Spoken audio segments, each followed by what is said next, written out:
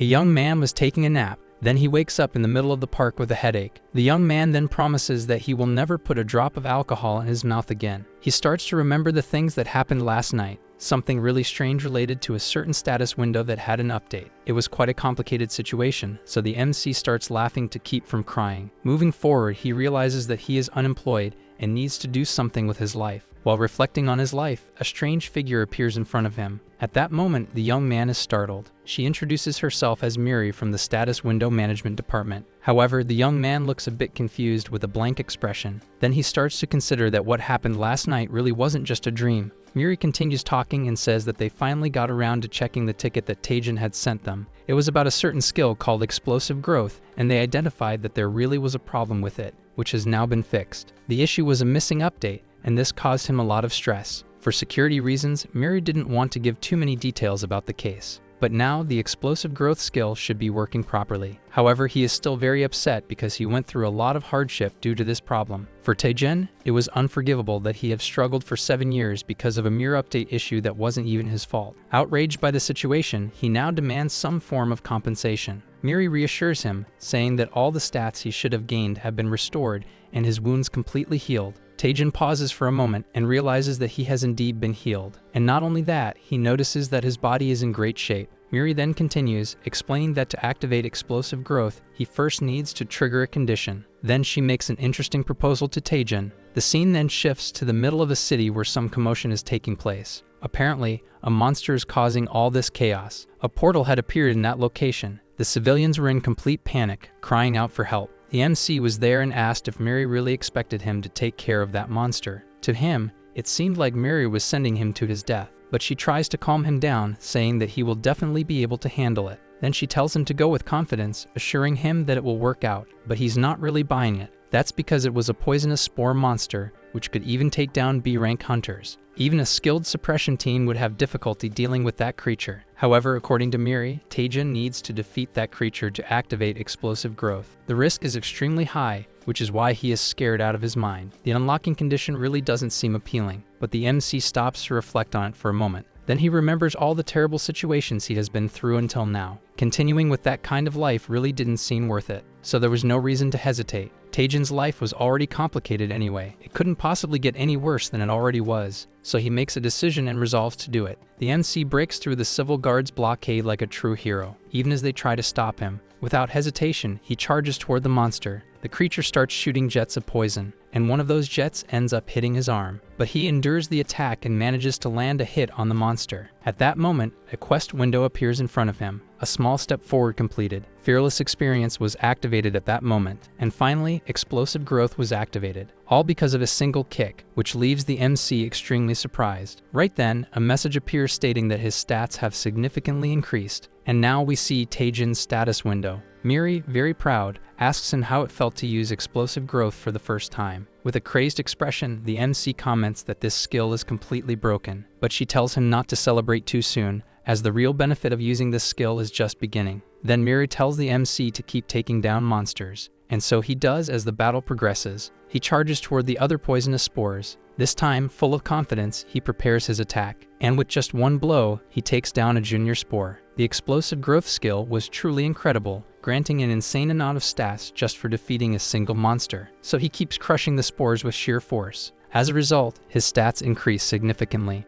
Now overflowing with power, the MC goes after the biggest spore of them all. He is very happy, thinking that if he keeps going like this, he will certainly reach rank B, or maybe he could even end up reaching rank A. Some time had passed. The suppression team had finally arrived at the scene, and they were completely confused because the action was already over. At that moment, the suppression team recognized Taejin. A guy wondered what a loser like him was doing there. The MC had that crazy, intense look on his face. This made the suppression team think he was on something, so they approached Taejin, asking if he had gotten lost. The leader of the suppression team started provoking him. Finally, our MC noticed the presence of the suppression team, but at that moment, something else caught his attention. A blue window. What he saw in that window made him insanely excited. At that moment, the local guards thanked the MC for his help. A young guard said that if it weren't for a hunter, they would never have managed. The MC took the opportunity to improve his image. He acted like a noble person, saying he was just doing his duty as a hunter. However, the suppression team was extremely disgusted hearing that. The young guard continued praising him a lot. She said it was impressive how he had defeated all those spores. At that moment, the suppression team interrupted, saying they didn't believe he had taken down all those spores alone. But the young guard confirmed that was exactly what happened, and that left them all in shock, completely baffled. Before they could say anything else, the MC suggested they move to a more private location. So that's what they did, moving to another place. It seemed to be an abandoned, crumbling building. That group was really eager to hear what he had to say. They asked if he had really taken care of all those spores by himself. It made no sense for a rank D to be able to pull off something like that. Then, calling him stupid, the leader of the suppression team demanded an answer. At that moment, the MC remembered when he saw his status window.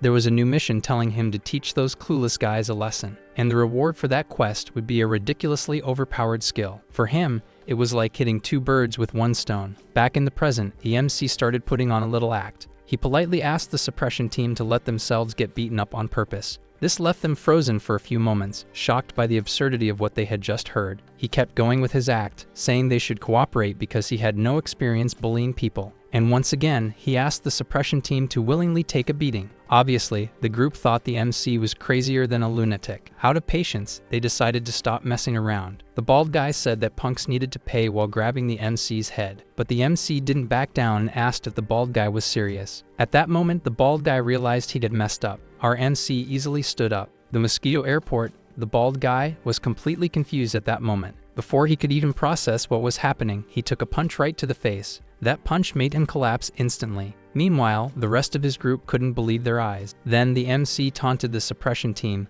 telling them to come at him one by one, saying it was their turn to get bullied, and that he would only use a single finger to tap their foreheads. The group was furious, wondering what made that bastard so confident, but the MC stood his ground, and at that moment, he flicked one of the guys right on the forehead. Then, one by one, he defeated the entire suppression team using only his fingers. His attacks were incredibly devastating, even though he was only using his fingers. He was absolutely destroying the group with unbelievable ease. This made the leader of the group think it was some kind of act or a really bad joke. Even after witnessing it firsthand, he still couldn't believe his own eyes. At that moment, the MC put on a sinister expression, and he said he wouldn't go easy on the blondie like he did with the others. Then he told the blondie to brace himself because he was going to be made an example of. This made the blonde guy absolutely furious. At that moment, ice spikes started appearing around him. Blondie came to the conclusion that the MC had recently unlocked some kind of physical attribute skill, and he warned him not to get cocky over that, or he'd regret it right away. Blondie's skill was called Ice Missiles, and the MC had no idea he already had that ability. But at that moment, our hero had already unlocked his new ability. It came at an incredibly perfect time. Then the MC announces that he just gained a new skill as well. A massive fireball forms above him. That skill was an A-rank fireball, and the MC asks the blondie what he thinks about his new acquisition, but the poor guy is completely speechless. Then the MC tells him to brace himself, or he might end up kicking the bucket. But there was nothing he could do, so the poor blondie just accepted his fate. Then a huge explosion occurs. The blondie barely escaped death by a hair. Even he couldn't believe he had survived. The MC tells him not to wet his pants now. Tajin now demands that he treat all guild members well and stop the bullying. And obviously, the poor guy accepts, trembling with fear. However, our MC still isn't satisfied, saying that someone still hasn't received a finger flick. After that situation, Miri wants to recap everything that happened. The MC unlocked a new status window and gained power. And with that, he was finally able to face the people who had tormented him until now. It was true revenge against those who bullied him in the past. However, maybe he went a little overboard, since the MC had passed out from exhaustion. He had been in that state for 3 days. Our MC tells Miri to shut up because he's in a lot of pain. He says he pushed his mana to the limit,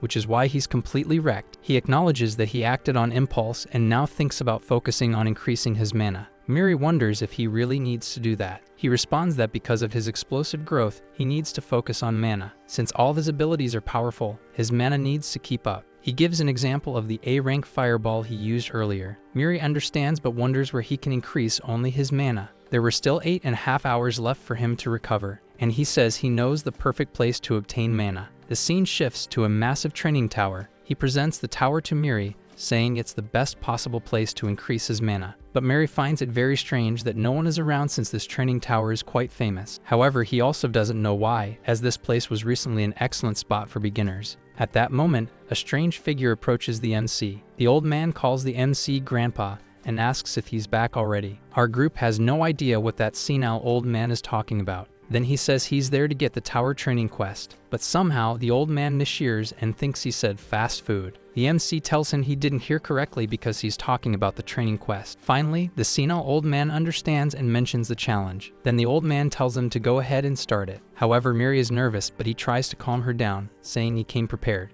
As the old man guides them, he wants to explain some things about the tower, but the MC interrupts, saying that the tower has 10 stages, and once you complete them all, the quest appears, and that the first stage is to defeat 10 goblins. The decrepit old man confirms that this is indeed correct. Miri is impressed by our MC's advanced knowledge. However, he had never actually gone on a dungeon expedition. His knowledge was based on studying and watching videos. Because of this, he is very confident, and Miri fully supports him. The old man, who is somewhat deaf, asks if they were talking to him, but our group responds that they were not. Finally, the group arrives at the designated location. The old man then announces that the challenge is about to begin, and he summons the monsters but is barely able to stay on his feet. The MC, full of excitement, is eager to start the challenge. The goblins finally begin to appear. However, behind the goblins, massive creatures start emerging, and it looks like the group was caught off guard. The situation seemed ominous. The MC wonders if they're in the middle of the bulking season. Then he asks the old man what's going on because those goblins look more like ogres.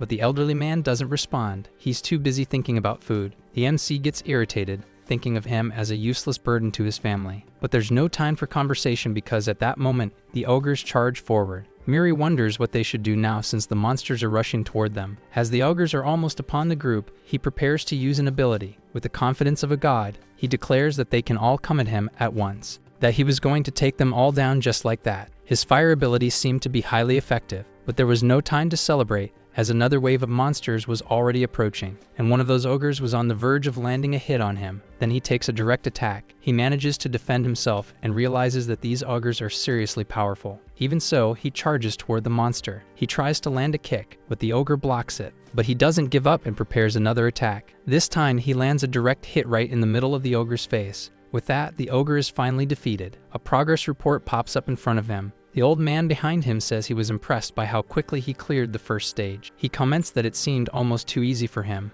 but the MC says that in reality it was much harder than he expected. Then the old man tells them to proceed to the next stage, but his attitude is making the MC very nervous. He starts reflecting on how the tower is way harder than he had imagined. The number of levels and the difficulty were several times higher than expected. This made the challenge truly exhausting, and now it made sense why no one came to this place anymore. A dungeon for beginners was apparently just a name. From outside the tower, the group's screams could be heard, but finally he reached the last stage. This was the infamous final boss, Hellhound Cerberus, S rank, level 90, but he is completely stunned when he sees the monster's stats, because according to his studies, the final boss had nothing to do with this terrifying creature, and the difference was truly unbelievable. He becomes deeply discouraged, thinking there's no way he can defeat that creature. Besides, he was already out of mana. At that moment, a secret quest appears, stating that the disturbance in the tower is being caused by NPC Senile. The quest tells him to cure the NPC, thus restoring the tower, which is currently malfunctioning. And now it made sense why the tower was so absurdly difficult. The old mage couldn't control his mana, which caused distortions in the tower. So in order to clear the dungeon, he needed to heal the old man first. Miri then asks if he has any ideas. He says he's going to try something, and so he gets to work. Without wasting any more time, the MC moves to take action, remembering that when mages lose control of their mana, they can end up losing their sanity. At that moment, he notices a tangled mess of mana surrounding the old man's head, so our MC positions himself behind the elderly mage. Miri looks confused, not understanding what he's doing. However, he prepares to begin, and surprisingly, what he starts doing is giving him a proper massage. The old man feels so incredible that he thinks he has reached nirvana. He confirms that this is, indeed, nirvana and lets the MC continue his work. However, this was no ordinary massage. The MC was actually fixing the chaotic mana. He needed to reorganize the flow of mana in the old man's head. But at that moment, Cerberus was already preparing a massive attack. The powerful attack was on the verge of hitting them. It seemed like a desperate situation. From outside, the scale of Cerberus' attack was visible. Inside, the old man lamented that his aging body had caused so much trouble for the group. The old man had changed in an unbelievable way. The MC was in disbelief as he witnessed the transformation. That old man was now completely unrecognizable. He said that his clarity had finally returned after so long, and with a single wave of his staff, Cerberus was obliterated.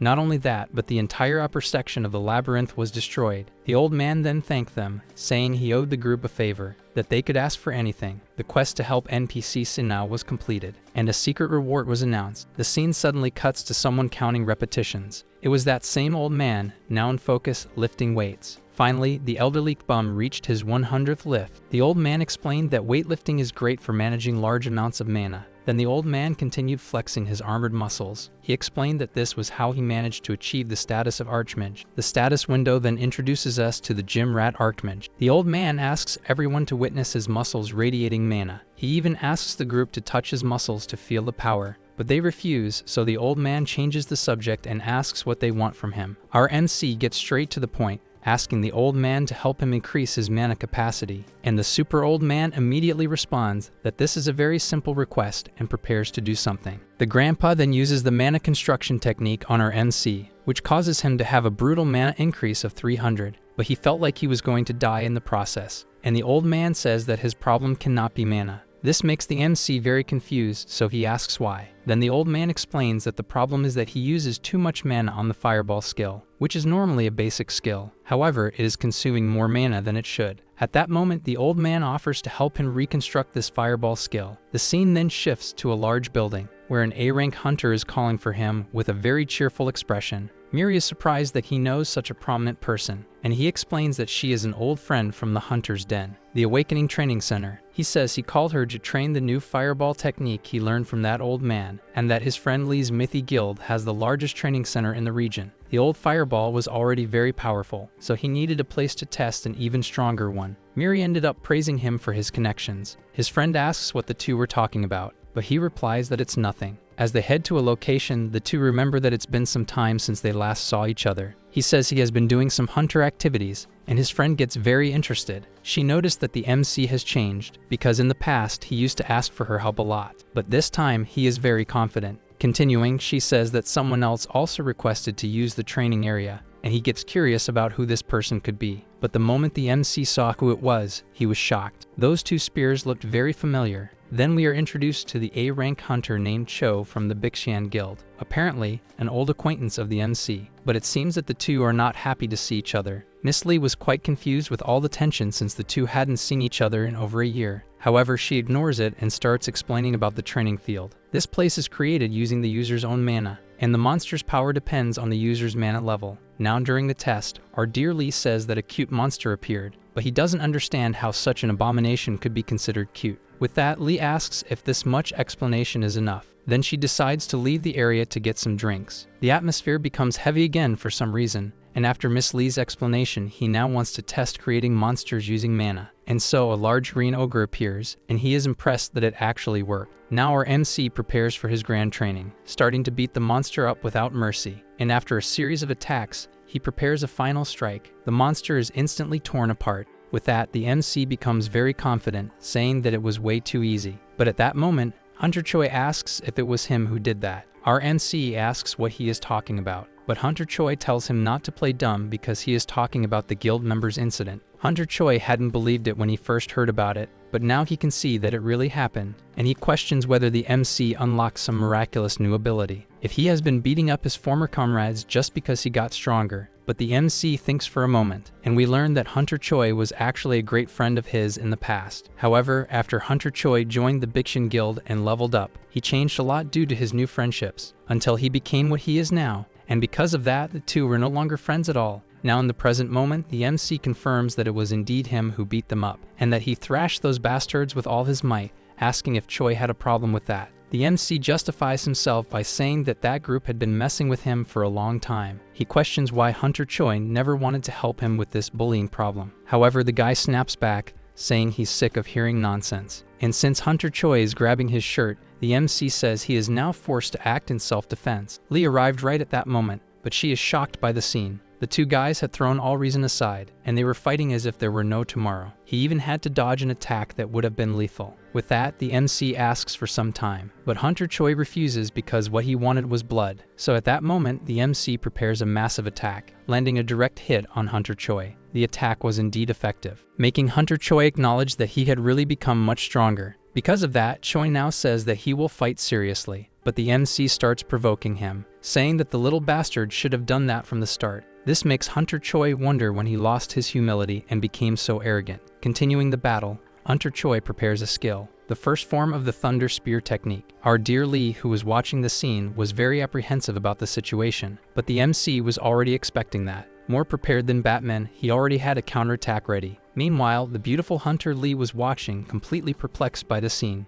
because he started performing a Kamehameha, an adapted version of his fireball, which the MC learned from that ultra-buff old Archmage. It was like an energy cannon about to hit Hunter Choy, who realizes he has no way to defend against such an attack. However, at the last moment, a silhouette could be seen stepping in front of him. At that moment, someone unsheathed the sword and cut that massive blue fireball in half. Everyone present was left speechless upon seeing that. The adapted fireball attack had truly been neutralized, and the person responsible was apparently a swordsman. But the MC was shocked to recognize who that person was. It was Vice President Cha, an S rank from the Mythy Guild. He reprimands the MC, saying that this was not a skill to be used on a fellow hunter. But the MC tries to justify himself by saying that it was just his first time using the ability. Right behind him, Hunter Choy celebrates that the situation ended like this, since it seemed like the vice leader was about to scold him. But in reality, he received an invitation to join the guild, leaving Hunter Choy incredulous at the scene. That was one of the few S ranks in the country, and he was making an irresistible offer to our MC. The vice leader even praised him for pushing a basic skill to the extreme level, saying that it would be incredible to have someone extraordinary like him in his guild. This caught him off guard. Meanwhile, Hunter Lee was very happy about the scene. The Mythy Guild was one of the 4 largest in the country, along with the Kongeki, Lajua, and Exangwiwan guilds, and joining such a guild would truly benefit him immensely. He says he heard that hunters must train to their limits, promising to duel with a friend that day to test his limits. Of course that was a lie, which made Hunter Choy surprised. Continuing his story about the duel with Hunter Choy, the MC says that he is a massive mountain that cannot yet be overcome, and for that reason he cannot accept the vice leader's offer yet, because he still has a long way to go. At that moment, Hunter Choy tries to interrupt his deceitful speech, but the vice leader buys into the MC's story, saying he likes his spirit. Emil comments that he has strange taste. Then the vice leader asks for his name, and he introduces himself as a D-rank hunter. The vice leader says that such talent at D rank is a true waste, so he decides to help him by giving him a recommendation letter. With that letter, our MC could participate in the interdimensional exam for B rank, but he was still undecided about accepting it or not. However, he remembered the many benefits that come with ranking up, and obviously, this was not a bad deal at all. 1 month later, at the designated test location, he was there, very excited about the incredible occasion. Miri was impressed by the recommendation, and he says that talent recognizes talent, but Miri questions why he didn't accept the offer to join the guild, to which he responds that it was because of money, since hunters have to share part of their earnings with the guild, and besides that, they don't have much free time in their schedules. Going further, the guilds treat them like dogs, providing no support when they get injured, so there was no sense in joining a guild. Money came first. At that moment, someone calls out to him. It was a C-rank hunter named Yu. He was confused to learn that he was becoming famous. The girl explains that she heard about him because of the Mythy Guild's vice leader. He thinks to himself that the vice leader talks too much. At that moment, another person appears behind him, provoking him. This guy was a C-rank hunter named Kang. He introduces himself, saying that he is destined to become the greatest hunter of his era. Soon, he thinks he's out of his mind, but at that moment, an attendant thanks the waiting participants. Then he announces the start of test number 32. The woman says she will introduce the hunter who will be in charge of the test. Incredibly, that hunter was Choy. He really wasn't expecting that. Then Hunter Choy steps onto the stage and starts speaking. He says the test will take place in a dungeon in teams of 2, and that there are 4 entrances, A, B, C, and D. In the center, there will be a boss to be defeated. Hunter Choy tells them not to worry about safety because there are checkpoints. Additionally, there will be a streaming point system, so everyone should keep that in mind. With that, Hunter Choy announces the start of the tests and begins calling the teams by their names. Since it was in pairs, he first called Team A and now Team B. Team C is now called. And finally, Team D. That chubby guy from the MC's team is really excited to be with him, so the 2 decide to head straight into the portal. They were just about to step into the other side. Meanwhile, Hunter Choy was extremely pissed about having to oversee his test. Because of that, things might not end well. The 2 finally enter the area of the great test, and Hunter Choy swears to make him regret it. However, sometime before that, at the test building, the chubby guy from the MC's group is having a rather suspicious conversation with Hunter Choy, who wanted the chubby guy to infiltrate the group and sabotage him. That way he would fail the test, and in addition, the chubby guy could make some money from it, since he desperately needed it for his mother's surgery. Hunter Choy then promises to help the chubby guy if he cooperates. Back at the test site, our group encounters some monsters, but the MC takes them down with unbelievable ease, and he complains about the low level of the monsters and the little experience he's gaining. At that moment, the chubby guy is in shock, amazed by his monstrous strength, remembering that just a few weeks ago, they were practically at the same level. The MC even praised him for his achievements, fully supporting him, saying that everything would work out with a strong absorption skill like his, and the chubby guy remembered how good the MC had been to him, which made him feel awful about having to sabotage his test. But the chubby guy had no choice because his mother was hospitalized and needed money, so he made a decision, saying that he had to do this for his family. At that moment, the chubby guy gets his attention and offers him a bottle. The chubby guy explains that it's a buff potion that he always carries in his expeditions. RNC thanks him for it, and without hesitation, he drinks it all. That was actually a paralysis potion, and he was supposed to collapse after some time. Suddenly, he felt something. An unbearable stomachache, as if the devil himself was awakening inside him. However, there were no bathrooms in that place, and he says he has no choice but to finish the dungeon quickly. With that, the chubby guy is extremely confused, wondering if the potion didn't work. He continues suffering from his stomachache, possibly caused by a skill that grants poison resistance. Some time later, he was already fine, and the chubby guy was in disbelief upon realizing he had poison resistance. They had reached the end of a path with no exit, so they had to turn back. Then he starts complaining about the dungeon's layout. At that moment, the chubby guy thinks about taking the opportunity to push him into the ravine. It could be his last chance to interrupt his test. Apologizing, the chubby guy pushes him, but he dodges at the last moment, causing the chubby guy to fall into the ravine alone. Both are surprised by what just happened. The chubby guy starts to fall, but the MC manages to grab him. While holding onto his leg, he asks why the chubby guy wants to end himself. The chubby guy then responds that he's a piece of trash and deserves an end like that. However, the MC doesn't understand why he's saying that. Then, the chubby guy confesses that he was trying to sabotage his test, so he deserved to be left to die. And at that moment, the stomachache suddenly returned, and disaster was about to strike. He thinks about finding a place to relieve himself since no one was watching his stream, but incredibly, there were 10 people watching them at that moment. People were really interested in what was happening there. Now he was in an extremely bad situation. At his limit, he ended up falling into the hole along with the fat guy. There was nothing to be done. The two were already in free fall. Finally, they reached the bottom of the ravine, where it was possible to see multiple red eyes. Those were a pack of monster snakes. The two of them became extremely nervous. Meanwhile, on the stream, it was visible that Team B was also in trouble. That team was completely exhausted, making the spectators wonder if they would be able to get out of there alive. With that, the girl couldn't handle the pressure and abandoned the test. Meanwhile, the spectators watched the entire scene. And since the girl quit the test, the guy from her group also failed. In another group, the problem was that they were fighting among themselves. According to the spectators, they had been arguing since they entered the dungeon. Now the only remaining team was Team A, the team of the girl with cat ears. Apparently, she was quite popular among the stream viewers. The group was fighting against the white snakes. The girl then prepared to take action, but her partner was already going at it. The guy was trying to impress his boss with his performance. For him, it was a great opportunity. The spectators were mocking his random movements. Meanwhile, the girl was annoyed with him for stealing the spotlight, so she decided to do something about it, performing the Frost Wind skill, while shouting that she wouldn't be a side character. It was already a general consensus that the two would pass the test. Finally, Team A reached the final boss first, and the spectators were very excited because they were certain that the two would pass the test. The two were then received by the test supervisor, who said he would take them to the final boss room, but the girl questioned why the hunter hadn't arrived yet. Hunter Choy explained that he lost the signal of his group, and that they were probably eliminated. His teammate said he had warned them that he wasn't anything special, but the girl was excited to see him in action anyway. Without wasting any more time, the instructor asked them to follow him.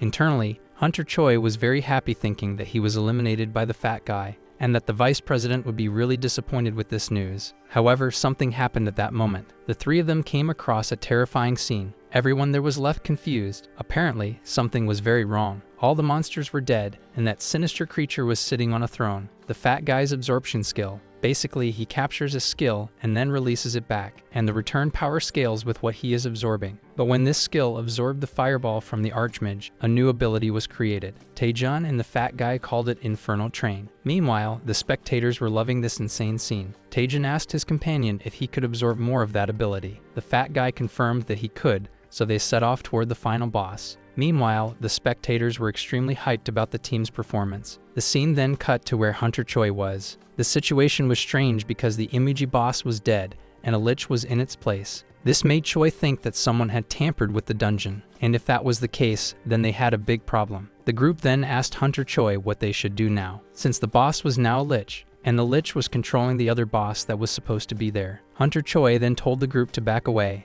because the situation was very dangerous. At that moment, the lich ordered the giant serpent to attack the group, and Hunter Choy went into full alert mode. He managed to dodge the serpent's attack. Meanwhile, the group that was just watching decided to try and help. The girl used Ice Arrow while the guy used Rising Dragon Fist. At that moment, the lich prepared to do something. The lich created a barrier around the snake that reflected the attacks. Caught off guard, Hunter Choy asked if they were still okay. Then he came to the conclusion that he needed to deal with the lich controlling the snake first. Hunter Choy then charged toward the monster, but something didn't seem right. Choy was caught off guard. He thought he had been too reckless charging in like that. As the serpent prepared to attack, Hunter Choy thought that he was really going to die there. With his imminent death, he started thinking about the girl he liked. At that moment, the fat guy and Hunter Tajan arrived at the scene, leaving Hunter Choy completely speechless. The chubby guy then celebrates having managed to reach the location. Meanwhile, Hunter Choy is happy to still be alive but confused about what is happening. However, with no time to waste, he warns Group A to move away from the boss and immediately dashes, because the serpent was already within its attack range, and Group A hadn't realized it yet.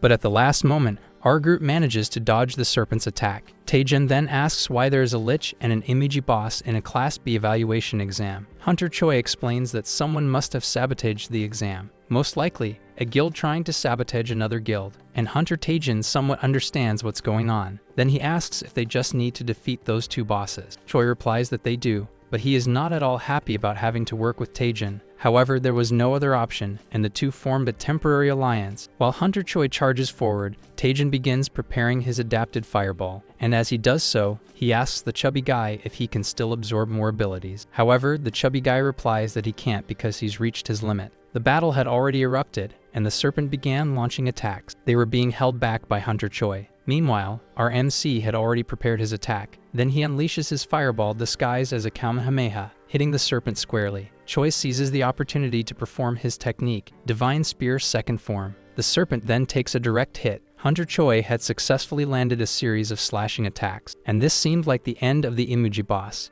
leaving only the lich to be defeated. The other group wastes no time and rushes into the attack. While the girl fights from a distance, the guy charges into close combat, saying that a man never wastes an opportunity. Fearlessly, the guy then pierces through the lich with his fist. Meanwhile, Group A was preparing a combo, which seemed to be a devastating skill. The chubby guy then unleashes his Infernal Train skill. The frozen lich was split in half, and Choy wondered if they had really defeated the creature. But everyone there was stunned by something, because the attack hadn't worked at all, and the lich was preparing something against them. Then, a sinister attack was launched. Our group tries to defend themselves as best as they can. Everyone there was equally hit. Our MC complains that a lich shouldn't be completely immune to abilities, and that there must be some information they are still unaware of. At that moment, Miri, the blue screen manager, appears, complaining that it took too long to download the application. Then she prepares for combat, mentioning something about map hacking. Miri had activated something called Navigation Launch. Miri says they should now try fighting using map hacking. Taejin doesn't understand anything, and meanwhile, a window appears saying, collecting dungeon information,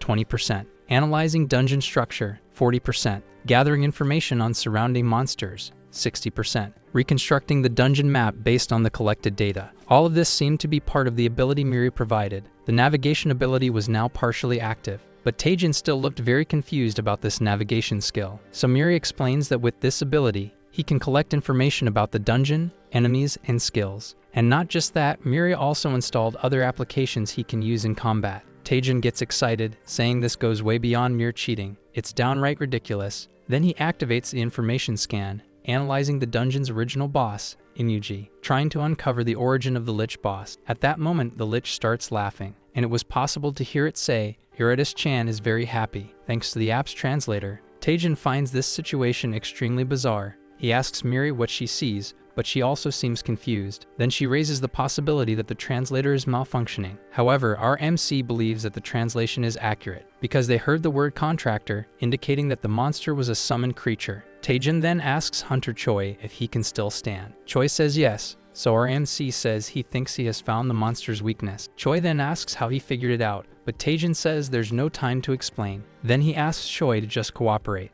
And clearly, Hunter Choy does not like that idea at all. However, he agrees and asks what they should do first. Taejin then says that first they need to provoke that thing, and so our MC tries to get the creature's attention in a very bizarre and unsettling way. The lich then says that he is in a hurry to die. The creature announces that it will annihilate everyone. At that moment, everyone goes on full alert. Taejin asks everyone to stay behind him. The lich then launches a massive attack, and surprisingly, the group manages to survive, thanks to a skill in which our MC can predict the attack patterns of monsters. With that, Taejin believes he can proceed with his plan, provoking the lich, saying that he can't hit anything. However, Hunter Choy is quite worried. The lich launches another wave of attacks. Taejin, knowing where the attacks will land, informs everyone where they should stand. The lich's attack then strikes the ground. Taejin is worried for a moment, but it worked, and everyone managed to dodge, which makes the lich impressed that they were able to evade, challenging them to dodge again. The whole group is on high alert, because it was an area attack and dodging seemed nearly impossible. Even his pattern reading app was saying so.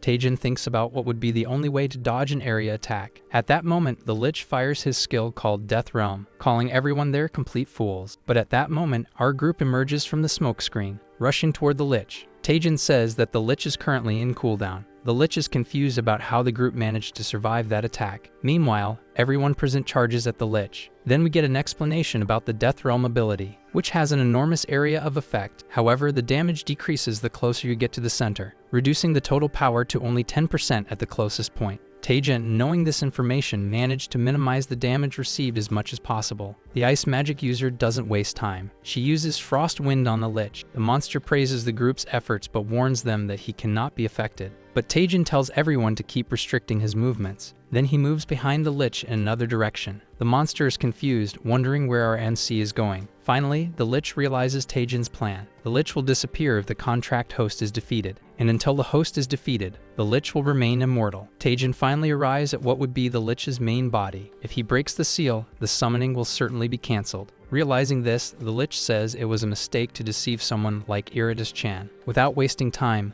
the lich rushes toward our MC, who keeps running. As the lich catches up, he prepares to attack. Taejin is on the verge of being hit by the attack. However, our group rushes in to stop the lich. Hunter Choy says that he cannot leave, striking him in the back. Even though he is immortal, the monster can still be slowed down. So the group tells Taejin to keep going forward. He then thanks Hunter Choy. The lich seems desperate to stop our MC, who, without hesitation, strikes that wall. That punch completely destroyed the wall, and the lich seemed very worried about what was about to happen. There was Taejin's target. He wastes no time and rushes toward the chest. Hunter Choy keeps restraining the lich's movements. Meanwhile, he reflects on the creature's weaknesses that Taejin had mentioned. He is surprised by the hidden compartment that was there. Meanwhile, the lich struggles to break free, saying that this cannot be allowed to happen under any circumstances. The lich makes one last effort. The creature was desperate, saying that no one should know about this except him and the contractor. The lich then realized that this human was different. Taejin then threatens to destroy the chest if the lich gets closer. The partial translation was still active, so the lich asks how he can understand the ancient language. Taejin says that if he cooperates, he might still stay alive. Lich Iridas-chan says that he can only obey the contractor, so our MC asks what happens if the contract is cancelled. The lich responds that it wouldn't be possible for a normal person like him,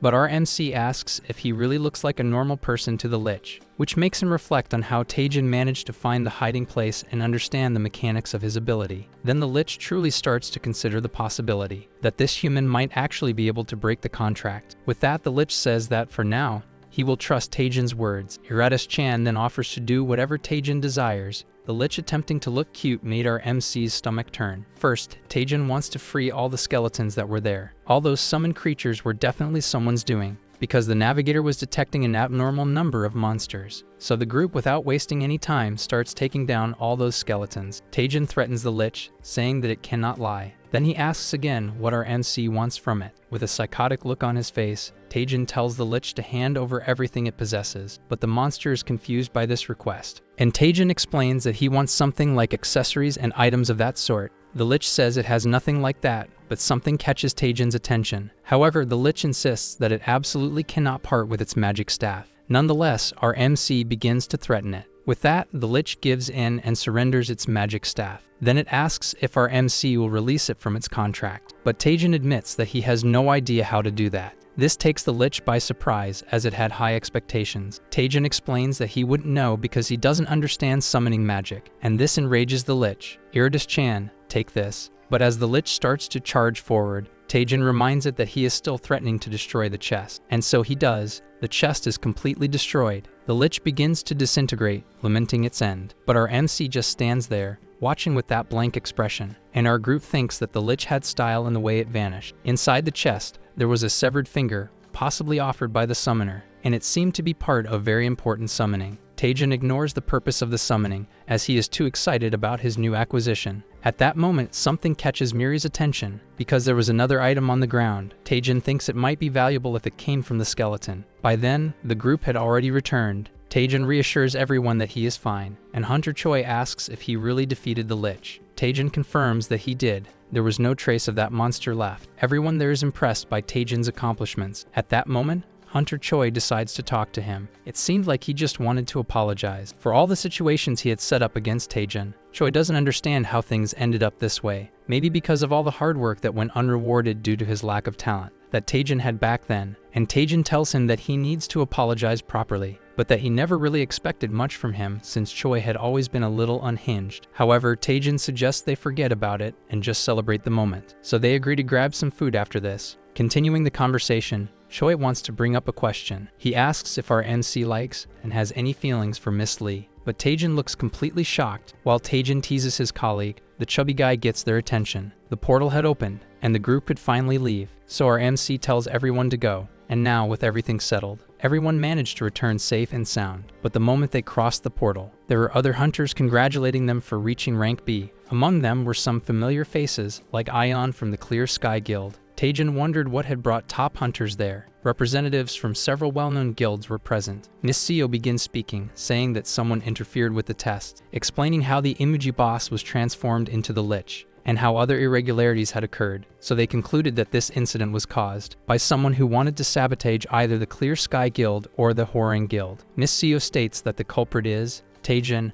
our dear MC. This catches him completely off guard. He really didn't expect to hear that. Our MC's group doesn't understand anything either and tries to defend him. But Miss Seo says that, from what they observed, Taejin resolved everything by himself. So the fact is, everything seemed very suspicious. For example, when Taejin knew exactly how everyone should dodge the attacks, or when he discovered a secret location. However, no one could see what was inside that secret location. It made no sense for a rank D hunter to possess such crucial information. The group also begins to reflect on this. Then Miss Seo tries to put more pressure on Taejin, asking if he already knew in advance that the elite was going to appear. Our MC didn't know, but explaining that would be difficult. Then the other hunters also start pressuring him. If he doesn't answer, things will go badly for him right then and there. Taejin is shocked to realize that they truly have murderous intent. Under immense pressure, Taejin starts thinking of a way to explain the situation, recalling the elite and the sacrifice, and also the summoner. Then Taejin asks everyone to listen to him. He begins to speak, saying that his dream has always been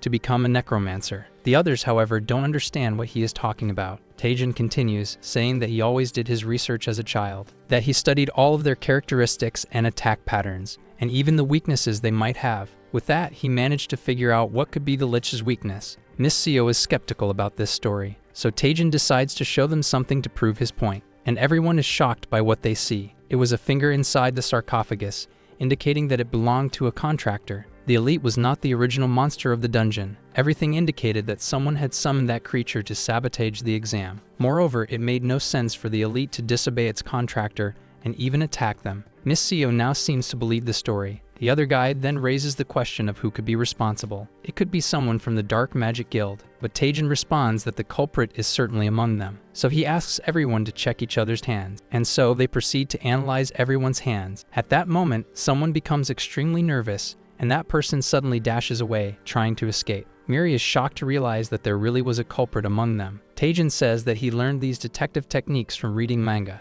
This leaves Miri speechless. Meanwhile, the powerful hunters prepare to stop the suspect's escape. At that moment, the suspect is immobilized, and without wasting time, the hunter with red afro hair charges forward, using a divine skill called Dragon Strike. But he notices something strange at that moment. The suspect had apparently taken his own life. Immediately, Afra Red tells everyone to quickly take him to headquarters and try to find out where he came from. Miss Seo is worried to learn that someone was trying to sabotage her guild, so she promises to find out who orchestrated this plan. With that, Miss Seo apologizes to Taejin, but at that moment, our MC collapses. Miri tries to revive him, telling him to hold on. His mana had been completely drained, and in his dazed state, he wondered where he was. Finally, Taejin wakes up. He is surprised and asks what Lee is doing there. She explains that she was worried when she heard that he had fainted. Miss Lee learned from the doctor that Taejin had pushed himself beyond his limit. Additionally, he had made a huge impact on the B-rank exam. Because of that, Taejin had gone viral on the internet. He read the viewers' comments praising him. Hunter Choy was upset because he had helped but received no credit at all. But Lee says that the recordings show Taejin doing everything alone.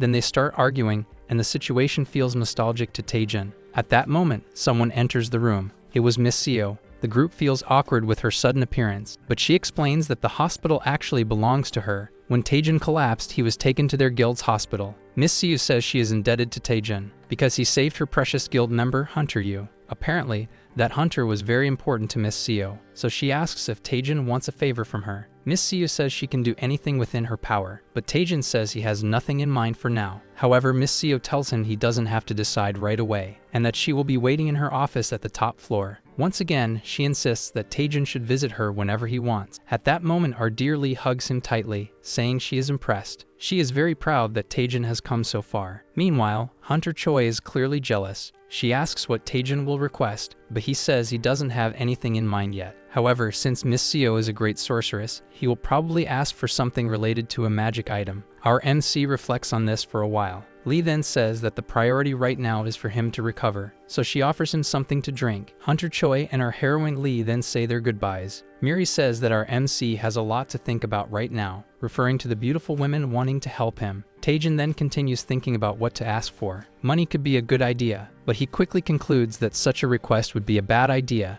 considering she is an S-rank hunter, so he tries to focus on what he needs most at the moment. With that, Taejin asks where the items he obtained earlier are. Miri says that the items were temporarily stored at Parsley Market, and Taejin wonders what this Parsley Market is. Miri becomes very excited about this question. She explains that Parsley Market is a massive trading platform with over 100,000 users. These users can come from various different dimensions. The variety of items is impressive, as well as the fair prices, and new users also receive benefits. Taejin becomes curious upon learning that people from other dimensions use this platform. It is truly impressive because our MC is the only one using it on Earth. He can buy items from other dimensions and resell them on Earth. In other words, this could become a massive monopoly. The idea of making a huge amount of money excites Taejin, so without wasting any time, he decides to connect. Finally, he connects to the Parsley Market. The system begins accessing his body data and performing a player check. A message then appears. Welcome to Parsley Market. The scene immediately shifts to inside Parsley Market, where various figures were selling shields and all sorts of items. Taejin thinks it looks like the generic marketplace of some random RPG, so he decides to test it by approaching a vendor and asks him to go ahead and analyze a shield. A status window appears, scanning the shield, but Taejin has some doubts about the local currency. Miri explains that 18,000 Parsley coins equal 240,000 magic stones. The value seemed absolutely absurd, equivalent to multiple luxury cars. Our MC asks if there's anything cheaper there, but Miri says that's the standard price. Taejin quickly realizes that he can't afford anything at the moment. However, he remembers the item he pulled from the trash and wonders how much it could be worth there. So our MC starts a conversation with the vendor. Trying to gather information, he asks what price the magic staff would go for. The vendor decides to analyze the staff, but he says that,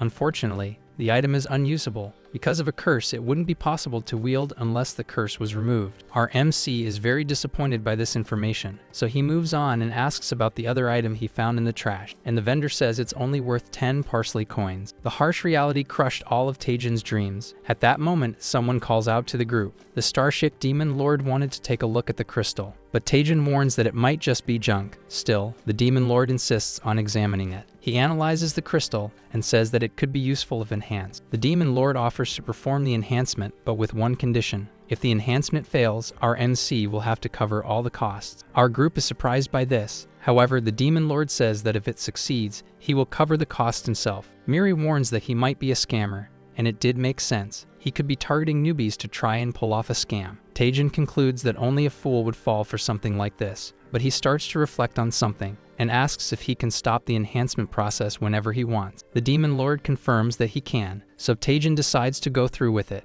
Miri is very worried that Taejin might fall for a scam, but he reassures her, saying he has a plan, with a winning strategy, leaving Miri even more confused. However, Taejin simply observes what is about to happen. Now here's the key point. The explosive growth ability greatly increases the success rate of enchantments. The rules are very simple. As long as the enchantments succeed, the Demon Lord will pay the fees. But the moment there is a failure, Taejin will have to cover the costs. As the number of successful enhancements increases, the chances of failure rise as well. The Demon Lord then presents 100 Parsley coins and the necessary materials. Then he asks if Taejin knows how to do it. Taejin confidently says yes, already preparing to begin. The obsidian crystal starts emitting an unknown light, and the enhancement is a success. The obsidian crystal has been upgraded by +1. The Demon Lord is impressed by Taejin's success, obviously trying to influence our MC to continue enhancing it. Little does he know that Taejin has a trick up his sleeve, saying that his intention is to enhance it 9 times. This intrigues the Demon Lord, who asks if he's sure. Then Taejin taunts him, asking if he's scared. The Demon Lord assumes that Taejin is an idiot, as the success rate for upgrading that high is 0.001%. The Demon Lord then tells him to go ahead, and so, Taejin confirms, clicking the enhance button with determination, doing it multiple times like a madman. Miri, watching everything, is completely in shock. The Demon Lord couldn't believe that Taejin was actually going through with it. But incredibly, Taejin succeeded. The obsidian crystal had been upgraded to +9, leaving the Demon Lord, who had been laughing moments ago, now completely dumbfounded. He was in disbelief that he had actually managed to make 9 enhancements without failing even once. The devil was intrigued, thinking that he might even be a game administrator, but he didn't give up and thought about convincing Taejin to enhance it once more. Or congratulating him, he informed him that with one more enhancement, he would reach the maximum level, and since he had come this far, he was only one step away from the ultimate enhancement. Taejin pondered about it for a moment, because thanks to explosive growth, he had a 100% success rate up until enhancement 9, but the next enhancement had only a 10% success rate. However, Taejin was really curious to see what level of power he could reach by enhancing to the maximum level. Taejin then agreed, with one condition. He wanted to go to the perfect place, an enhancement site called Purifying. At that place, there were people begging to succeed, to have success in their enhancement attempts. Taejin said he could feel all the suffering and lamentations of those items. Miri asked if enhancing there increased the chances, and Taejin replied, not at all. Now Miri wanted to know why they were there then. Our MC said they went there because luck has a flow. He explained that no matter how low the chances were, eventually, success would come. That the trick was knowing when it would happen. If you could master that timing, you could overcome the odds even with low chances. Miri said it sounded convincing but didn't understand the idea of going to that place. Taejin then replied that it was because of the lamentation of the items. By listening to those lamentations, he knew exactly when to proceed, and also when it was time to stop. By listening to the celebrations and lamentations, he knew the exact timing of the flow of luck. Our MC said that at that moment, the flow of luck was with him. Without hesitation, Taejin pressed the enhancement button. With that button pressed, there was no turning back. The demon thought that our MC was crazier than Batman, because the demon knew that the chances were nearly impossible. However, all three were extremely apprehensive. There was also an audience watching everything. Everyone was focused on the obsidian crystal, and at that moment, Taejin started screaming non-stop. Something seemingly unbelievable had just happened. The obsidian crystal had been enhanced to +10. For everyone there, it was their first time witnessing an item enhanced to the maximum level. The demon couldn't believe that unbelievable situation. Then he started accusing Taejin of using some kind of cheat. MC countered, saying that the cheater there wasn't him but someone else, because the demon was trying to trick a beginner. But the demon insisted that Taejin was cheating and decided to report him. Our group then decided to block the demon, and after that, they left the place. The two had logged out of Parsley Market and were synchronizing with Earth's dimension. Back at the hospital, Taejin celebrated having obtained an item enhanced to the maximum level. Miri was still extremely nervous because it had been very risky, but our MC said he had a plan B in case it went wrong, and Miri wondered who the real demon in that situation was. Now our MC had valuable information about the Parsley Market. Taejin said he could now use that magic staff. The scene then cut to the Clear Sky Guild in Miss Sio's office. Someone was visiting her, and she asked them to come in. It was the hunter Taejin who greeted her. He said he had recovered enough that he could even walk now. She got straight to the point,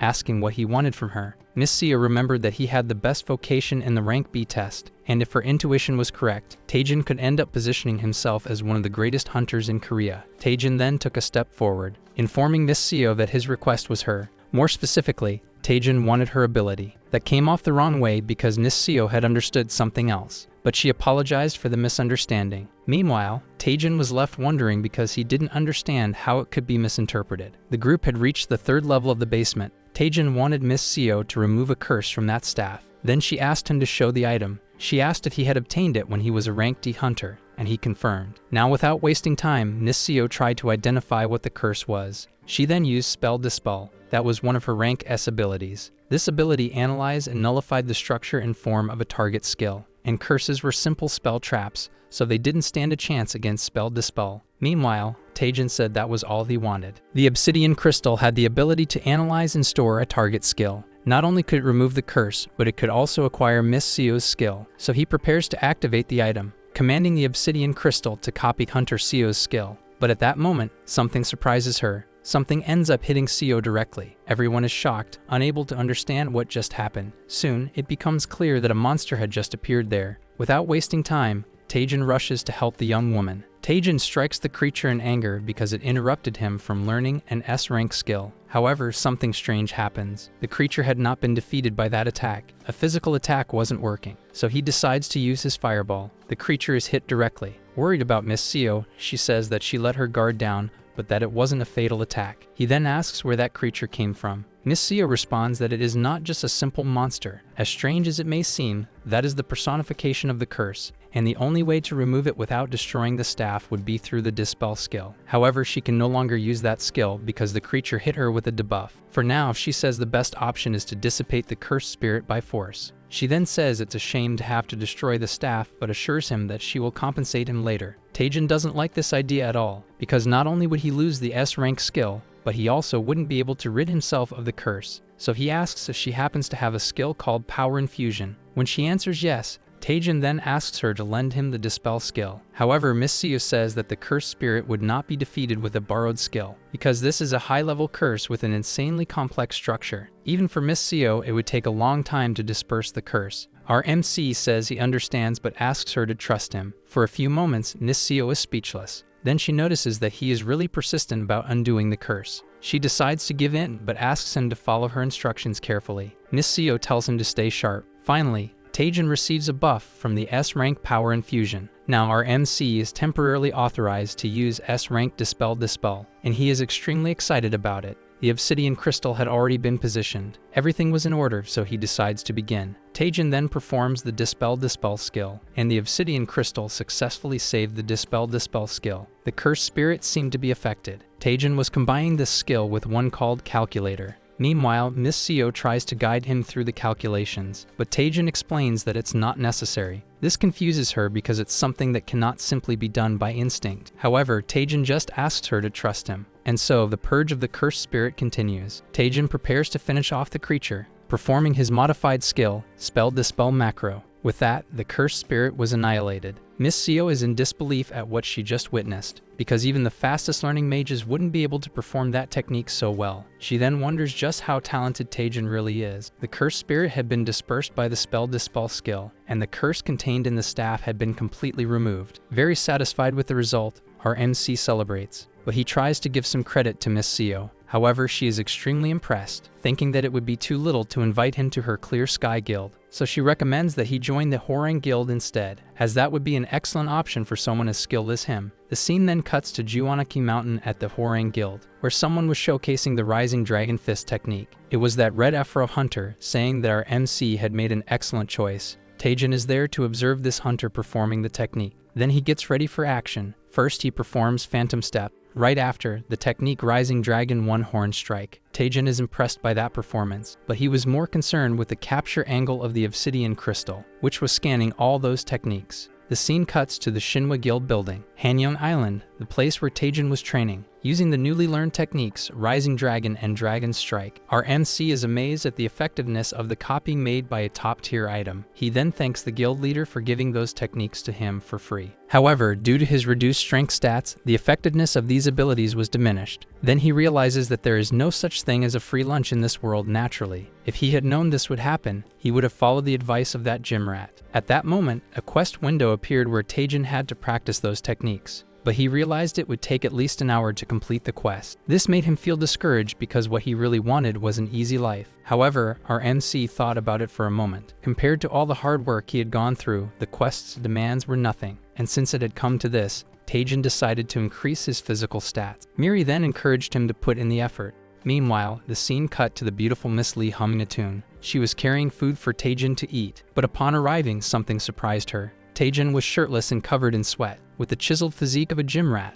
but she also noticed that he had been acting strangely lately, because the Taejin from before was very different from the competitive Taejin of today. Besides that, he had become a talent that caught the attention of the biggest guild. His evolution was abnormal, almost like a butterfly emerging from its cocoon. She was happy for him, but it seemed that Taejin was distancing himself more and more. Behind her, the leader surprised her by asking about the vision sword technique she was practicing. However, she became extremely worried because she had reserved the training room without authorization. But he reassured her, saying he completely trusted her. The leader mentioned that he had sensed a different aura, but now he saw that it was the Hunter Taejin. However, he noticed something strange about the martial technique Taejin was using, so he decided to approach the Hunter Taejin, and he congratulated him for passing the Rank B exam. Taejin then thanked him for his kind words. The leader then asked if he was still a freelancer, and Taejin replied that he was. Then the leader asked if it was okay for him to make a proposal. The leader explained that he had scheduled an expedition in 4 days, with Miss Kyan leading.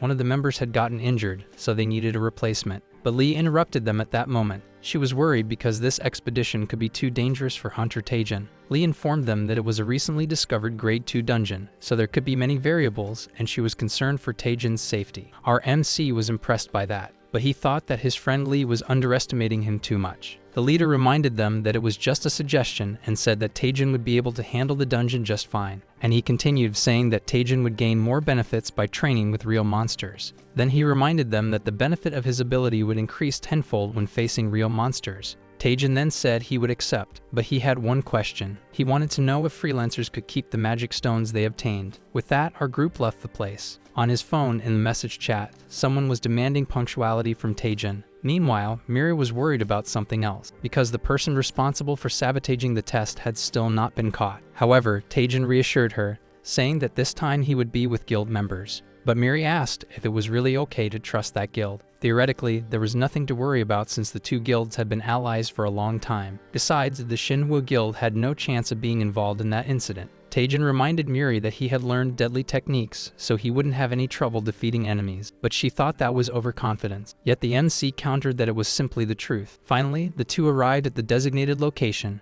There, a girl greeted Taejin. The group then introduced themselves. Soy, the spearman, Yun, the healer, and last but not least, the short Noah, the newest member. Taejin then asked if everyone was there. However, his companion Lee said that one more person was missing. The day before, one of the members had gotten injured, so they had to urgently call another hunter. The group's conversation was interrupted at that moment. Someone in a car had just arrived, demanding they move out of the way. A man stepped out of the car. He was an arrogant middle-aged guy. The group was startled by the attitude and appearance of that man. Taejin decided to greet him anyway, but the man just stared at him for a while. Suddenly, he began clearing his throat, asking who the hell our MC was. The man completely ignored Taejin, which made Taejin very annoyed with the situation, but mostly because he was treated like trash. Miss Lee tried to calm him down at that moment, saying that despite his rotten personality, his abilities were incredible, even for a rank A. However, he abused his freelance status to take all the magic stones for himself, leaving his team with none, not even enough to pay for medicine. Miss Lee said she didn't want to work with him, but she had no choice. Taejin had finally found someone as greedy as he was, yet he was surprised that he hadn't met someone like that before. That was the rank A hunter with no affiliations. Taejin starts thinking about some rather devious things at that moment. Part 02. The scene cuts to inside the dungeon, where a horde of zombie monsters charges toward our group. The lady there asks everyone to stay calm and hold their positions, but her group was already out of control. The rank A hunter says there's no need to waste time on low-level monsters, and complains that his attacks are not as effective as they should be. At that moment, the lady scolds him for acting recklessly, saying that he could end up putting the whole team in danger by behaving like that. But the guy mocks the lady, saying that she will never achieve anything by being so passive. He then adds that strong hunters make more money, and once again, he belittles the lady as a leader. Taejin watches the whole scene unfold and gets extremely irritated. The scene then cuts to the castle, where Duke NPC is greeting the group. The guy tells him to cut the small talk and get straight to the point. The NPC agrees, saying he doesn't intend to keep them there for long. A great eagle was sealed a long time ago. It is a cursed place and was never meant for humans. However, the ancestors found a sacred artifact that was able to suppress the evil energy, thus purifying these lands through consecration. At that moment, Taejin says that someone must have stolen the artifact. The NPC confirms this, saying that the lands could return to normal if the artifact is recovered. The old man gives one last hint, saying that the artifact was broken into pieces and scattered in different directions. The guy says that a fetch quest like this is way too easy. The group adds that quests like this usually don't have bosses. According to the NPC, the fragments were divided into 4, north, south, east, and west. But the guy interrupts, saying that there's no need to overthink this type of quest, since the obvious thing to do is split up and search. However, the lady objects, saying that staying together would be the safest way to search. Yet Taejin agrees with the guy about splitting up. The NPC's idea is to team up with Hunter Kim. With everything decided, the group sets off to find the artifacts. Taejin makes a scene saying that it's an honor to work with Hunter Kim, and that he was inspired by him to become a hunter. Skilled hunters deserve more fame and money. That is the basic law of the world. Taejin then says he decided to follow a great example like Kim, who possesses both. Hunter Kim is pleased, saying that the guy has the right mindset. The two shake hands once more and set off. Arriving at the cemetery, the atmosphere there felt tense. Taejin asks if Kim thinks the artifact is there, that there might be several monsters lurking around because of these artifacts. Our NPC then asks if he can request a favor. Hunter Kim is curious and tells him to speak up. Taejin wants to take care of a small area by himself since he's still a beginner. Hunter Kim thinks it's fine, so he leads, allowing Taejin to handle that area alone. Hunter Kim is already impatient, waiting for the monsters, but they appear in Taejin's area instead, and he manages to obtain a high-grade magic stone. Kim congratulates him on that. However, no monsters have appeared in his own area yet. Meanwhile, in the NPC's area, monsters keep appearing one after another, and Hunter Kim just watches. He starts wondering why the monsters are only appearing near Taejin. The only explanation is that the NPC knew exactly where the monsters would be. The focus then shifts to his navigation skill. Hunter Kim imagines that Taejin couldn't possibly be this sneaky, so he decides to get ahead and use a skill he had been saving. It was a loud roar with an apparent provocation ability. Indeed, it was a taunt skill. Taejin had been waiting for this. Taejin remembers his friend Lee talking about his abilities. She was the one who informed him about Hunter Kim's taunt skill. Lee asks why he's so interested in Hunter Kim's skills. He replies that this kind of information might be useful one day. Back to the present, Taejin is happy that Kim used his taunt now, because Hunter Kim has no idea where the monsters are hiding. And now that Kim has drawn all the aggro, Taejin can monopolize the situation. Kim is surprised by the number of zombies. Even more advanced monsters appeared there. Taejin thinks that he's about to become zombie food. Hunter Kim starts getting worried about his situation, asking our MC to help him immediately. However, Taejin reminds him that they both have their own designated areas. Then he was worried about invading Hunter Kim's area, but Kim told him to stop messing around and just come help him. Taejin accepted immediately, and before that he asked if it was okay in case he ended up eliminating everyone. Without wasting any more time, Taejin used Phantom Steps, and he began a sequence of relentless attacks, now using Rising Dragon Strike. Kim couldn't believe his eyes, wondering if Taejin was really just a rank B hunter. Finally, Taejin took a pause. MC started boasting about all the magic stones he had obtained. Taejin praised Hunter Kim for using the taunt skill. Then he suggested they should head back since they had already secured the artifact, but Taejin insisted they should help other groups. He asked Hunter Kim to keep using his taunt ability. Meanwhile, in another area, someone was expressing their gratitude to Taejin. Hunter Lee was tremendously thankful for his help. At the same time, Taejin managed to complete his mastery quests.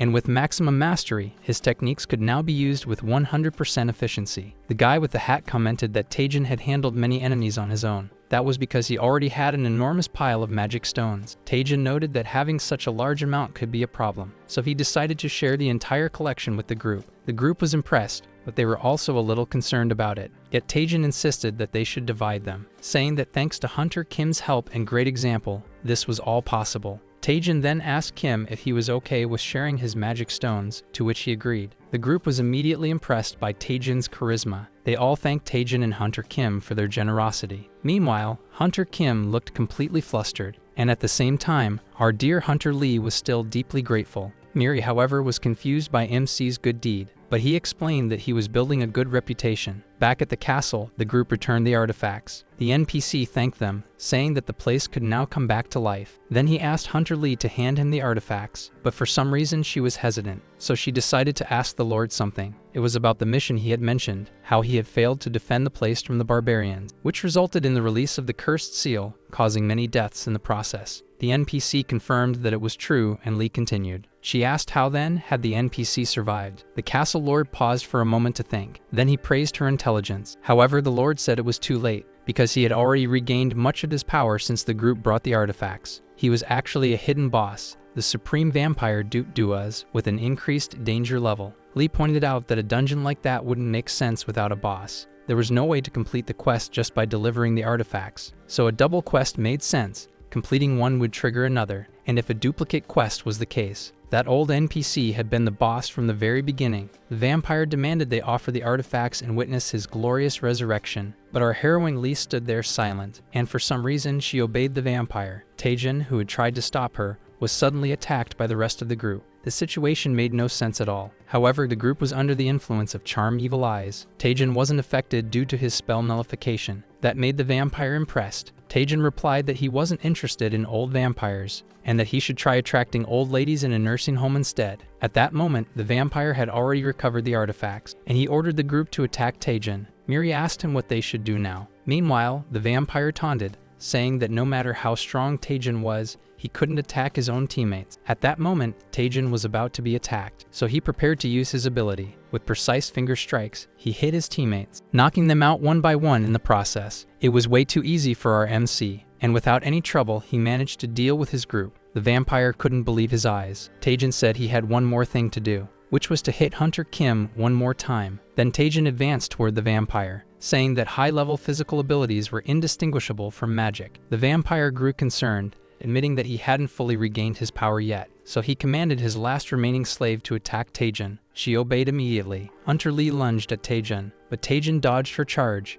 This time, the MC was extremely worried. Our Wonder Woman's movements were way too fast. There was no way to defeat her using just his fingers this time. From the back, watching the entire fight, the vampire started provoking them, saying that the two of them were in love. It would be the perfect tragedy to die at the hands of someone you love. Taejin does not like hearing that at all. Miri asks him to pay attention. Lee had stopped moving. Taejin wonders if the charm skill had weakened. The impatient vampire demands that Lee move. Then he concludes that the two must truly love each other deeply. Apparently, strong emotions can break the charm. Knowing this, Taejin says he has something to tell Miss Lee. He recalls when she gave him a wallet as a gift. Then he places special emphasis on that wallet. Taejin reveals that he sold the wallet at a small carrot shop. He didn't want to do it, but the MC was financially broke. Taejin hopes that his companion will be furious with him after that. Then he takes advantage of the opportunity and dashes toward the vampire. The MC begins performing spell nullification, striking the vampire's eyes. The monster starts screaming in pain. He demands that Taejin remove his fingers from his eyes, but Taejin says there is no way he will obey. Meanwhile, the MC receives a new skill,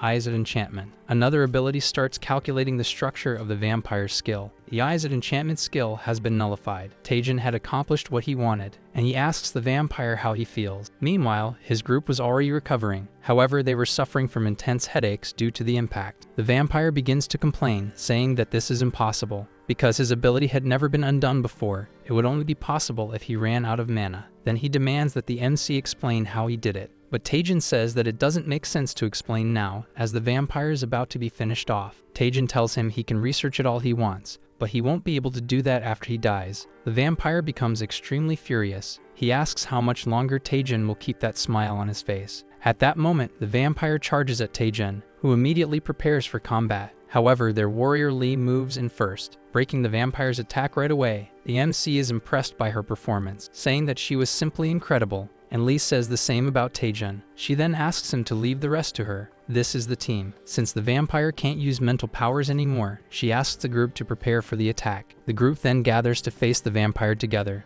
and the battle begins. Taejin was very excited to see the group kicking the vampire's butt. Everyone in the group felt the same. Noah didn't want to be a burden to the MC. As he says that, he lands several shots on the vampire. The rest of the group wasn't falling behind either, telling Taejin to leave everything to them. The group was executing their attacks well, and the vampire was taking overwhelming damage. Even the vampire was impressed by their teamwork. They weren't just random fighters. The huntress begins reciting an incantation and prepares for the attack. She then uses Shattering Strike. The attack causes the upper half of the vampire to disappear. Noah wonders if it's over, and the MC says that's something you should never say. Taejin then uses his ultimate, 100% Fireball. The MC declares that he is someone who never lets his guard down. Meanwhile, the vampire was completely wrecked on the ground. The group says they don't expect the vampire to make a last-ditch effort and launch a mental attack. Noah then praises the MC, but he is worried that someone might remember what happened earlier. In the end, fortunately, no one remembers anything. The portal had already opened,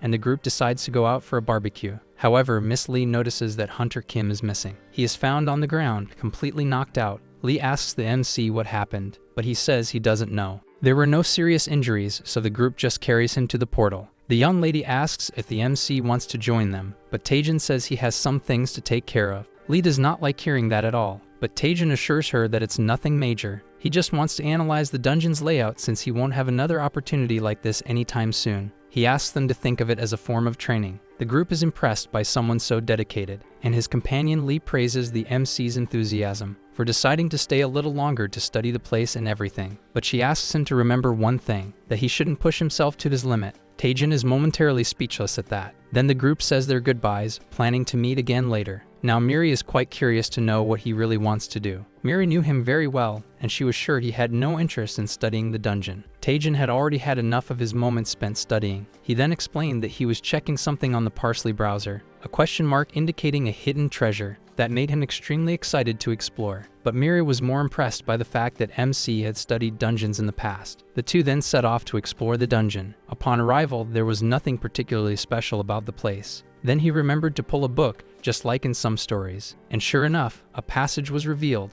Miri was impressed that Taejin had actually been right. MC wanted to move forward immediately, but Miri stopped him at that moment. Just as Taejin was taking his first step into the secret room, a trap had been activated. According to the information, Miri said that there were traps in this location. However, it wasn't possible to pinpoint exactly where each trap was. The situation seemed problematic, and Taejin started thinking for a moment. With that, MC considered using something he had been holding onto. Shouting, "Answer my call," he grabbed his magic staff. Taejin appeared to be summoning Eratus. Miri was confused at that moment. Then, indeed, a summoning took place. A monster greeted its summoner. Eratus then introduced himself as the Harbinger of Death, there to serve. However, the skeleton was startled upon realizing who had summoned him. Then Eratus wondered if it was really the magic staff that had been used to summon him. Our MC confirmed that yes, he had used the staff. However, Eratus claimed that was impossible due to the cursed spirits inhabiting the staff. Taejin replied that he had killed the cursed spirit inside the staff. Eratus said he couldn't believe it, but Taejin replied that it had been a bit complicated. At that moment, MC intimidated Eratus, saying that he couldn't speak so casually to his master, because no matter how he had been summoned, now Eratus had to obey. Taejin found it odd because Eratus used to talk like a Japanese schoolgirl. However, Eratus said he had no idea what MC was talking about.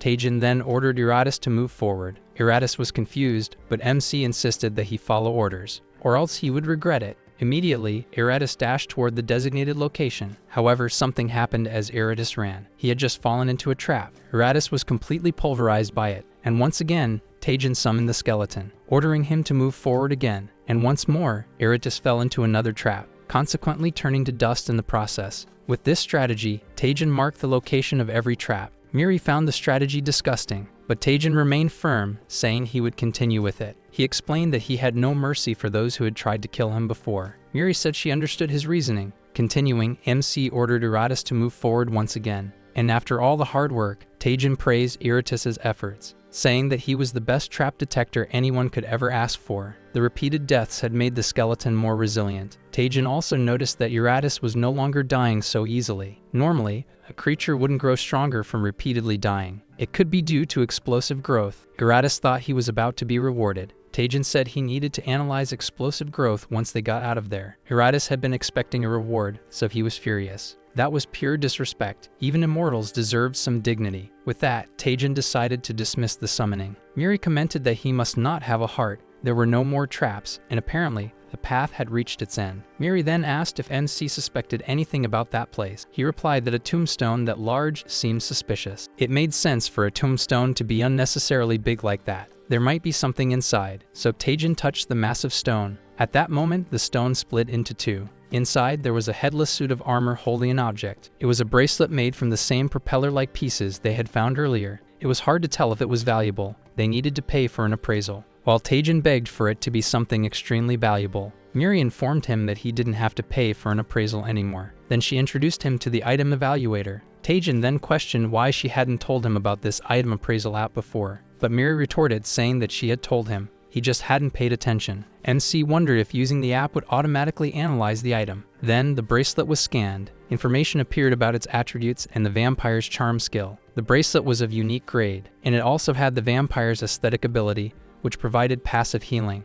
as well as the vampire's charm, which allowed mind control over targets. Taejin then celebrated his acquisition. However, the charm only worked on weakened human targets, but Taejin says it will be useful one day. It's a skill that only works on humans, but that's good because humans are everywhere. Then the MC decides to give Miri an explanation, saying that humans can be even worse than monsters. At that moment, a figure that had been following him appears. He was following orders and had a stealth ability. While Taejin was distracted, the hunter stealthily appears right in front of him. He is impressed that Taejin went from rank D to rank B overnight, saying that the reason for his downfall will be standing out too much. While saying, "Don't hate me for doing this," the hunter attacks Taejin. However, the attack is disarmed by one of Taejin's automatic abilities, which detects enemies without him even needing to sense their presence. The stealth hunter is taken aback by that counterattack. Taejin, upon noticing him, tells him to come out without hiding. Otherwise, the MC himself will go to him to beat him up. Without any more talking, the MC charges at the guy, landing a solid kick right in the middle of his back. The stealthy guy really felt that kick, but Taejin didn't stop there. The guy even begs for mercy, asking Taejin to stop hitting him, and Taejin finds him ridiculous for acting that way. However, the MC wants to know who the guy is. He introduces himself as Han from the Red Hounds. Taejin thinks that name sounds a bit familiar. Then he remembers that it's a group of assassins who take on missions for money. Taejin becomes interested in finding out what that group wants with him. The guy responds that he's just following orders. However, Taejin doesn't intend to let it go. The MC gets into position to do something with the intent of extracting more information. He then uses the charm skill he acquired from the vampire. With that, a scream can be heard from outside the castle. The scene cuts to a location where two men are wondering where their companion went. They were Han's friends from the Red Hounds. They are worried about whether their companion managed to deal with a mere rank B. Apparently, this was the guy's first field mission. And while talking about their companion on his first mission, Taejin appears at the scene, dragging the guy by the head. While giving a lecture about the bad behavior of the Red Hounds group, the group wonders if the MC got information from their companion, and he confirms that he did. Taejin says he is there to obtain even more information. Then the two Red Hounds members go into full alert. The group is in shock because their companion actually leaked the information, something that should have been highly unlikely. They then conclude that the MC must have used some kind of mental ability. Taejin congratulates the group for the trust they have in each other. However, the Red Hounds guys become extremely enraged. One of them realizes that he should have dealt with Taejin himself from the very beginning. As he prepares for combat, he warns that the MC will not leave there alive. Taejin replies that he would love to see him try. Then the guy says he will show Taejin the special assassination technique he has trained for years. But before he can even perform Shadow Strike, Taejin lands a hit straight to his face, saying that the guy is way too dull and is making him bored. As he moves on to the next guy, the MC mentions that he's running low on mana, so they should finish this quickly, and the guy should spill everything he knows right now. The scene then cuts to the group being taken into custody by the Alliance's headquarters. It was revealed that they obtained information about Taejin entering a dungeon, so they set up an ambush, disguising themselves as dungeon explorers in waiting. When they saw that Taejin didn't come out of the dungeon, they went in to deal with him. The president says they were careless. It was obvious this would happen again after the incident at the Rank B exam. However, she didn't think they would be bold enough to go this far. She then apologizes for what happened. Taejin says there's no need to apologize because he expected this as well. Afro Red is furious upon learning that, besides going after Kang and Miss Yu, they also targeted Taejin, so he wants to personally interrogate the culprits. However, Taejin says it's unnecessary because he already has all the information. Everyone is impressed to learn that Taejin managed to obtain the information. Then the president asks who sent them, who would dare go after Hunter Taejin and Miss Yu. Our MC makes a suspenseful face. Then he reveals that it was B from the Sayon Guild. Everyone is shocked to learn that it was leader B who orchestrated it. Afro Red said it was to be expected since that person looked like a bum.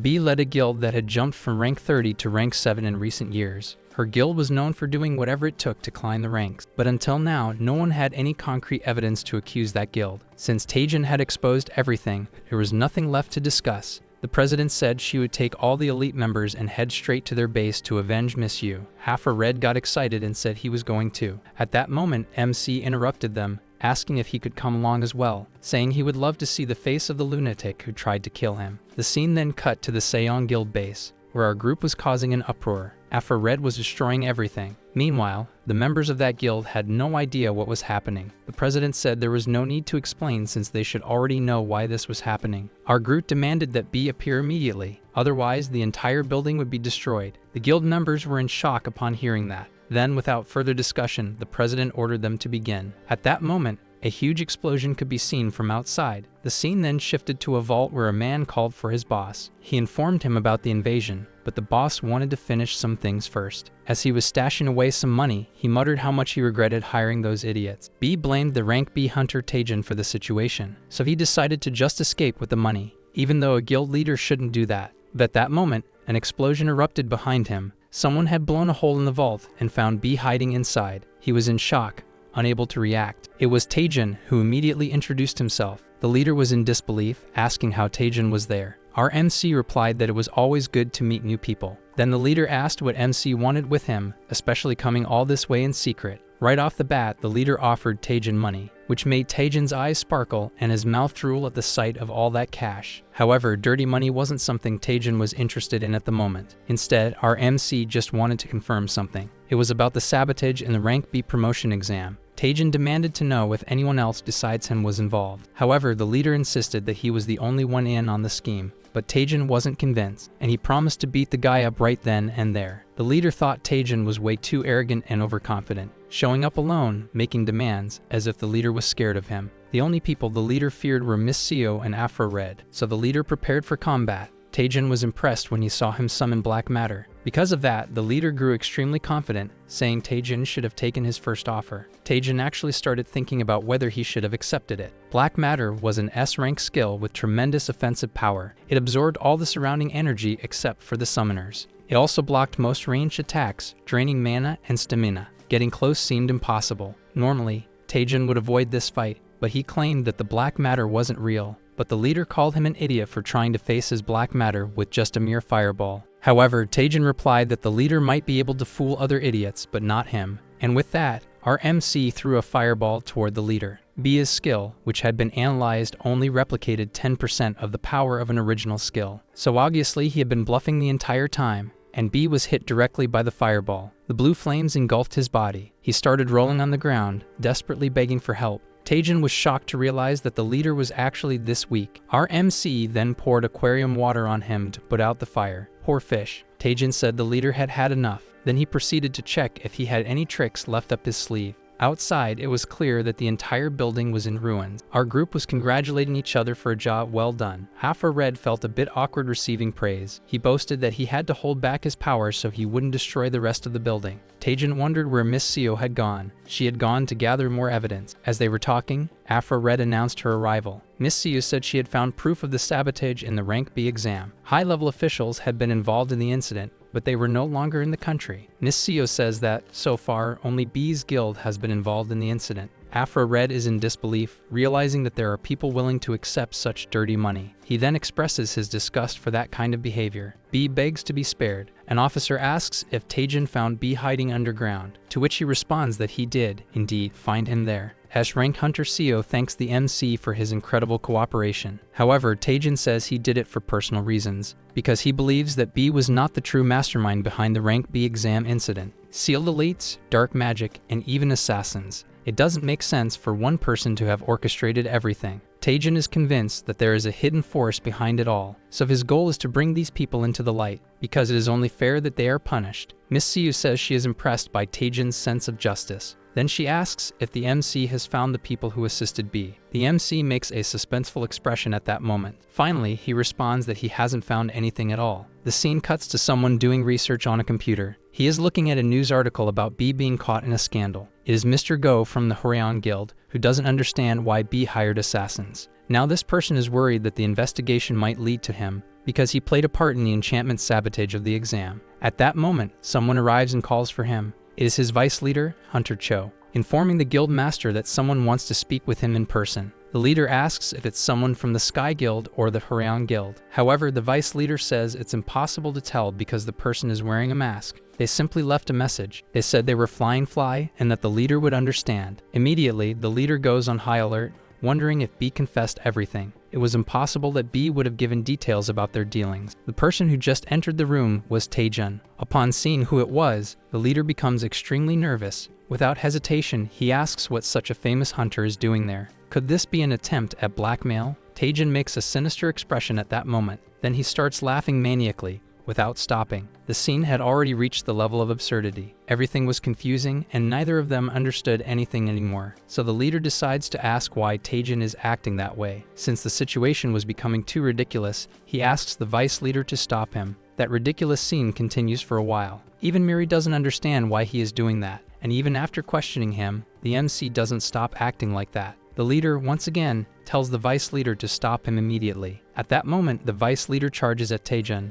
The man launches an attack at the MC, asking if he intends to end himself there. Meanwhile, the guild master just watches, completely confused. Taejun praises the performance of Horion Guild's number 1, saying that his ability to stop Taejun was truly impressive, and that was enough for an entrance test. Then Taejun decides to introduce himself properly. He formally presents himself as B-rank Hunter Taejun. The guild leader asks why he made such a dramatic entrance, and the MC responds that it was to test the guild's abilities, since it's the guild he wishes to join. The leader thinks that the MC is crazier than Batman. Another vice leader says that he has seen all kinds of things, but never something as stupid as that. Besides, this is not a place where just any idiot who doesn't know necromancy can enter. Taejun mocks them, saying that no wonder they are declining. Both of them defend themselves, asking what kind of guild the MC thinks Horion is. Their founder, Hunter Go, single-handedly won over this guild using blood magic, a power that no one else could control. He redefined the concepts of necromancy, thus reaching the top 5 guilds in Korea. Thanks to that, the guild became a representative force of dark magic. But what is it now? With the founder's retirement, the guild was on the verge of collapse. In times like this, you can't afford to be picky. There is a saying that you must turn times of crisis into opportunity. Now would be the best time to do that. By letting Taejun join the guild leader is extremely worried about this idea. But Taejun wasn't done yet.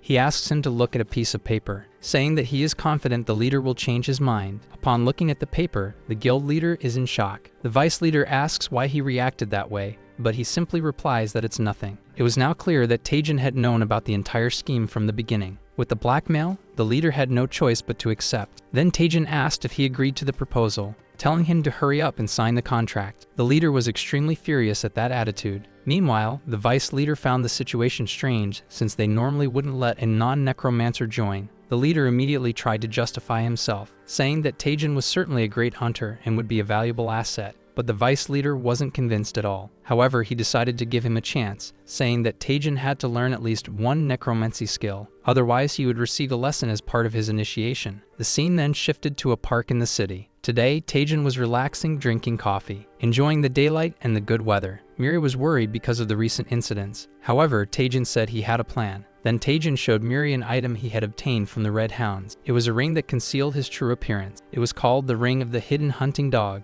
Now Miri realized that Taejun could go wherever he wanted safely. So Miri questioned why he had chosen to join that guild, since there were other guilds he had good relationships with. Taejun agreed but said that joining those guilds would be a hassle, being constantly called for internal expeditions, getting summoned by the police to handle incidents. Being part of the top 3 guilds was nothing but a problem. However, Horion Guild was ranked 22nd. Not under much spotlight, making it perfect. Besides, he could negotiate the contract however he wanted. She then asked what he planned to do next. MC replied that he was going shopping. She was surprised, and Taejun asked why. Based on her observations, Mira noted that Taejun wasn't the type to spend money. MC responded that there was no point in just sitting on it, so the two set off to spend some cash. Finally, they arrived at a massive place. In the past, Taejun couldn't have even dreamed of entering there. She asked what that enormous place was. Taejun decided to explain since Miri was from another world. It was the largest hunter market in the world, with multiple levels and countless options. It was called Jeom, the Mega Market, a market exclusively for hunters in Korea.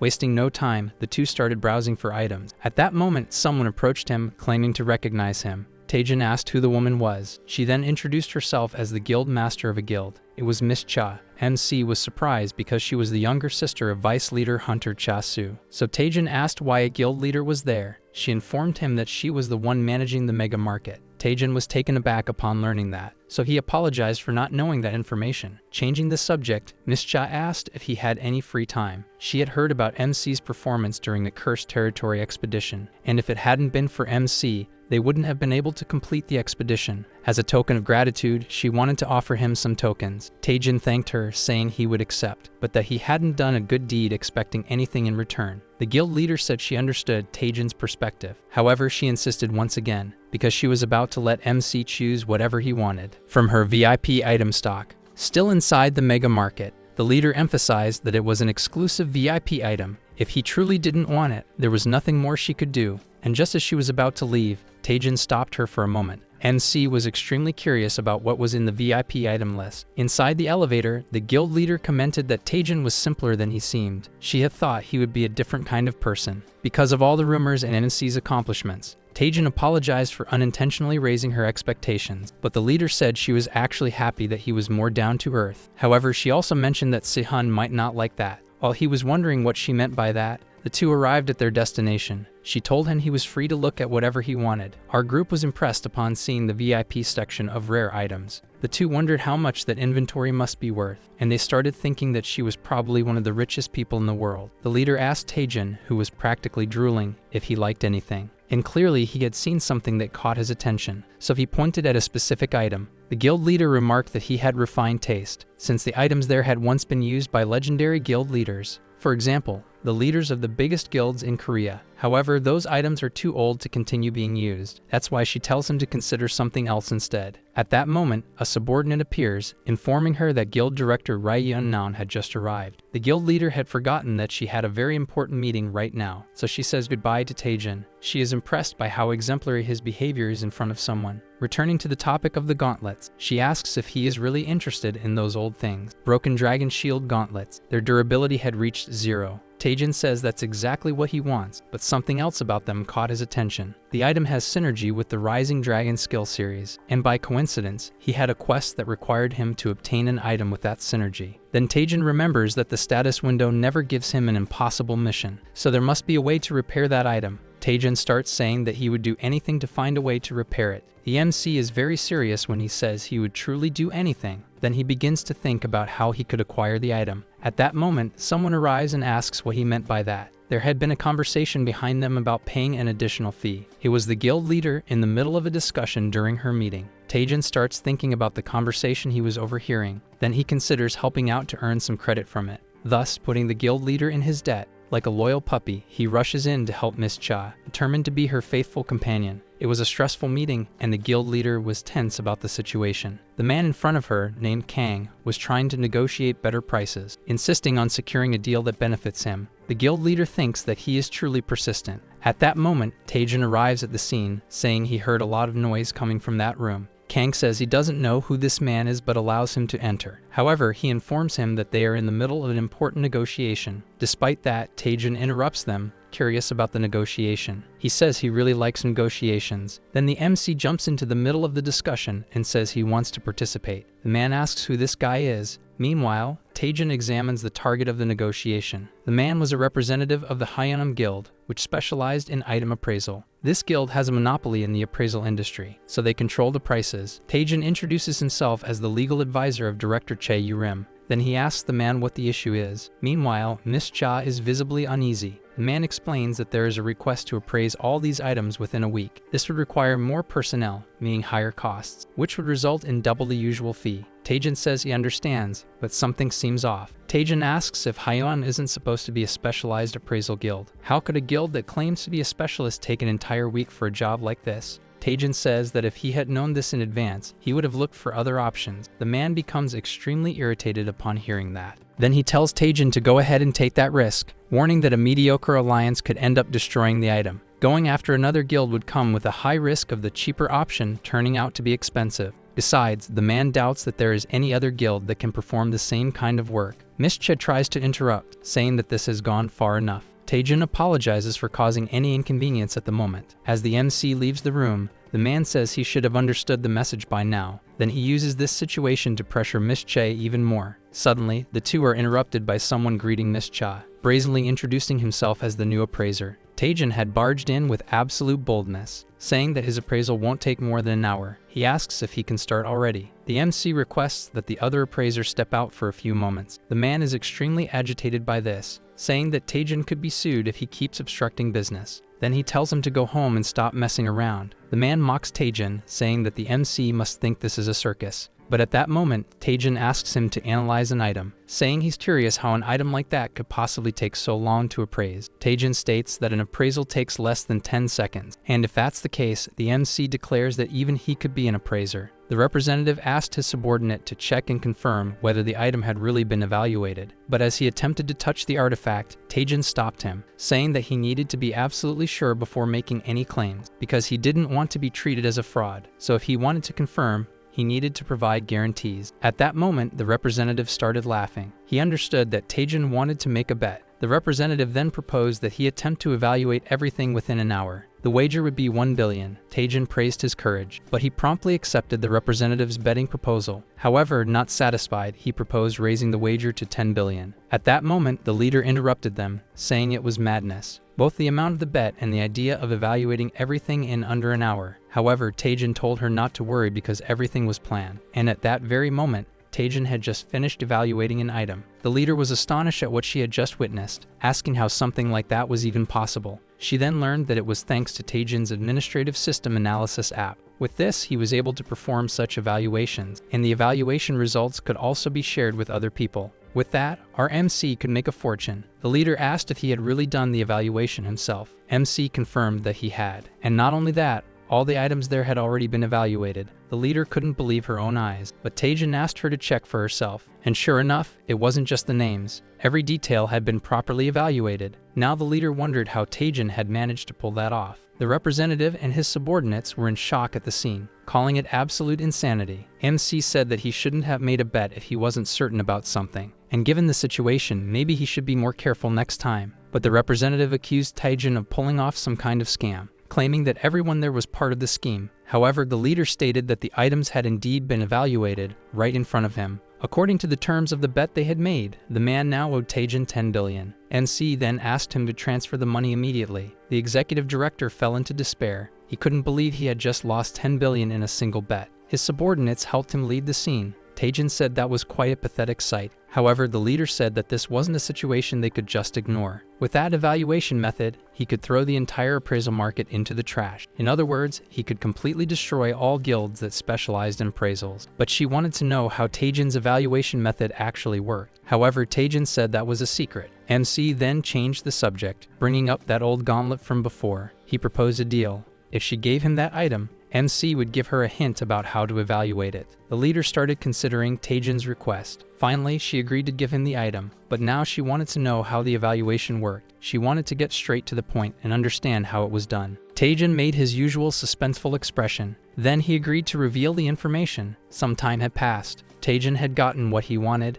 and he was now saying goodbye to the leader. A subordinate asked if she had learned anything. She confirmed that Taejin had revealed everything before leaving. The subordinate was extremely curious to know the answer. According to MC, the secret was to look at the items with your heart. The subordinate thought that was nonsense, but the leader said that he either never intended to reveal it or simply couldn't. However, she wasn't going to let this go. She intended to find a way to bring Taejin into her guild. The scene then cut to an apartment. Taejin was thrilled with his new acquisition, because it had been a real struggle to get his hands on it. However, even though the item was legendary, it was completely useless in its current state. Miri wondered if there was any way to repair it, and Taejin admitted that he had no idea how to do that. But for now, at least MC was in possession of the item. Miri suggested checking the Parsley market. Since it had users from all dimensions, there was probably someone who specialized in that kind of repair. Taejin felt a bit hesitant about logging into that world again. However, Miri told him that wasn't necessary. He could simply make a post. Taejin decided to check it out. He made a post asking if anyone was capable of repairing the item. MC wondered if this would actually work, but Miri responds that she's not sure. Taejin says that for now, there's no need to rush. because the most important thing right now is that item. Thanks to that executive leader, he can make some purchases. Thinking about the initiation ceremony,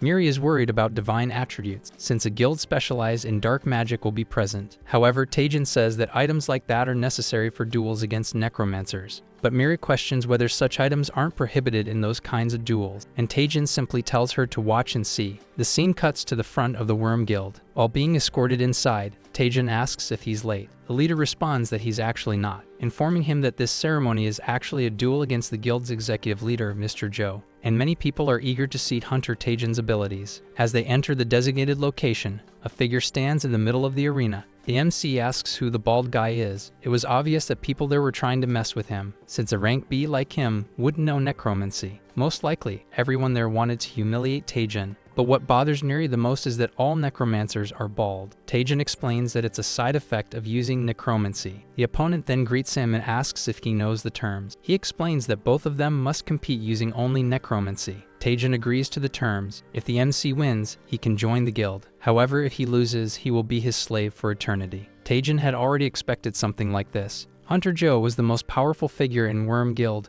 controlling operations and finances. An idiot with that kind of monopoly. No wonder the guild was falling apart. Taejin says there will be one more condition, since his opponent added new conditions. If the MC wins, he wants to become the new executive director of the guild, and Hunter Joe will be held accountable for all financial losses of its members. With that, the audience now has something entertaining to watch. The crowd begins considering cheering for Taejin, but Hunter Joe defends himself, saying he never caused any financial damage, and that he is the only reason the Worm Guild hasn't collapsed yet. Hunter Joe then summons an A-rank Death Knight. With that, he wants to see what the MC is capable of. The duel officially begins. At that moment, Taejin also performs his summoning, D. Eratus. The audience is shocked by what they see. It was a warrior-type soldier. The crowd wonders what he plans to do with a warrior skeleton soldier. Hunter Joe laughs, mocking what he just witnessed. But at that moment, Taejin gives the command for Eratus to attack. The enemy's summon was hit directly. Its armor was shattered in a single move. The MC starts boasting about his summon's performance. He asks Eratus if he likes his new weapon, and says he almost feels guilty. It was a special item imbued with divine attributes. His opponent is completely stunned. He had never seen a summon wielding divine attributes before. Mana comes from various attributes, and each has its own weaknesses.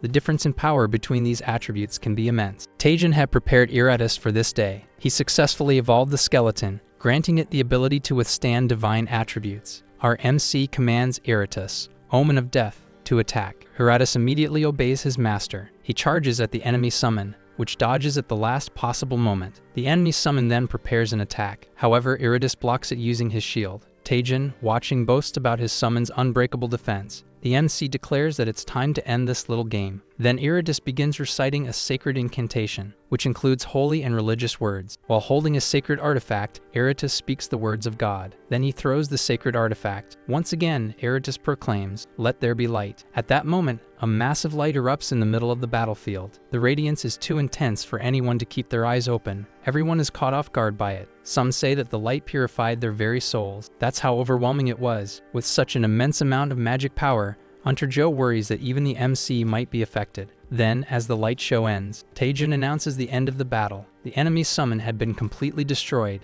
Eratus was somehow immune to divine attributes, thanks to the durability training it had undergone. Taejin then demands the prize for the duel. He demands that Hunter Joe give up everything he promised. The audience wonders if Taejin can really claim the full reward. Hunter Joe regrets not having just a little more time. He remembers his agreement with Ba. His guild possessed a relic of the lich. Hunter Joe planned to blackmail his own guild with the information about that scheme. He even collected enough evidence. However, Hunter Taejin ruined all his plans. So Hunter Joe was not willing to give up so easily after all that effort. Holding a blue heart in his hand, he prepares to do something. The audience is horrified to realize that he has taken a forbidden item. Even the guild leader is extremely concerned about it. This could cause everyone there to die. Taejin is on full alert. Then he begins analyzing the situation. Using his analysis, he immediately knew that everyone there was about to face their doom. That was the forgotten heart of the accursed. But Hunter Joe doesn't care and tells everyone he will see them in the afterlife. Then he actually uses that forbidden item, and so the Black Death Bride is summoned. Unknown rank, everyone there believes they are doomed. The creature then prepares to attack. She uses the ability Lemon of the predecessor. However, Taejin is immune to this ability. The monster was spamming an S-rank curse.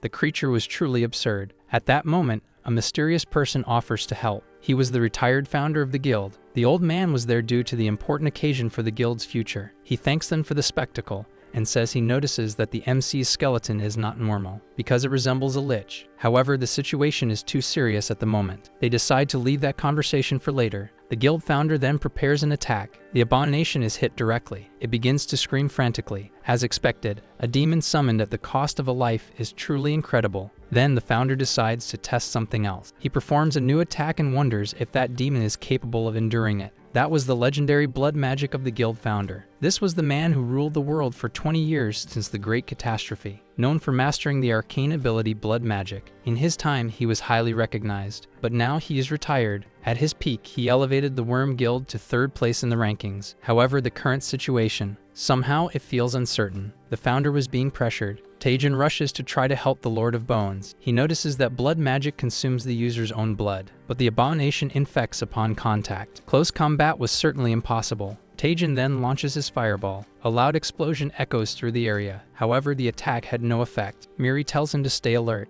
The abomination had charged toward their group, and the MC had already run out of mana. But just in time, his skeleton defended the attack. His summon had begun fighting the bride. Hiratus was confident and asked them to leave it to him. He had been incapacitated until now due to the excessive light from earlier. He had passed out because of that situation. But now Hiratus was back in action. Hiratus charges at the bride, saying, "May God be with me." Miri is concerned about Hiratus' sudden change in personality. Saying that he will purge this abomination, Hiratus starts attacking frantically. However, the demon bride grabs his skull. The monster launches a point-blank attack. There was nothing that could be done, and Hiratus takes the full impact of the attack. Not even divine power had been enough. The MC then wonders what else he could do. Hiratus laments to his master, saying that his journey ends here, and that even without him, Taejin must live. Hiratus stands up once more, announcing it as his final move. At that moment, the MC tries to stop him, but Hiratus charges at his enemy without hesitation, even knowing what would happen to him if he used that item. Because if that item is used, Hiratus will never be able to return. The demon bride was about to be struck by the sword.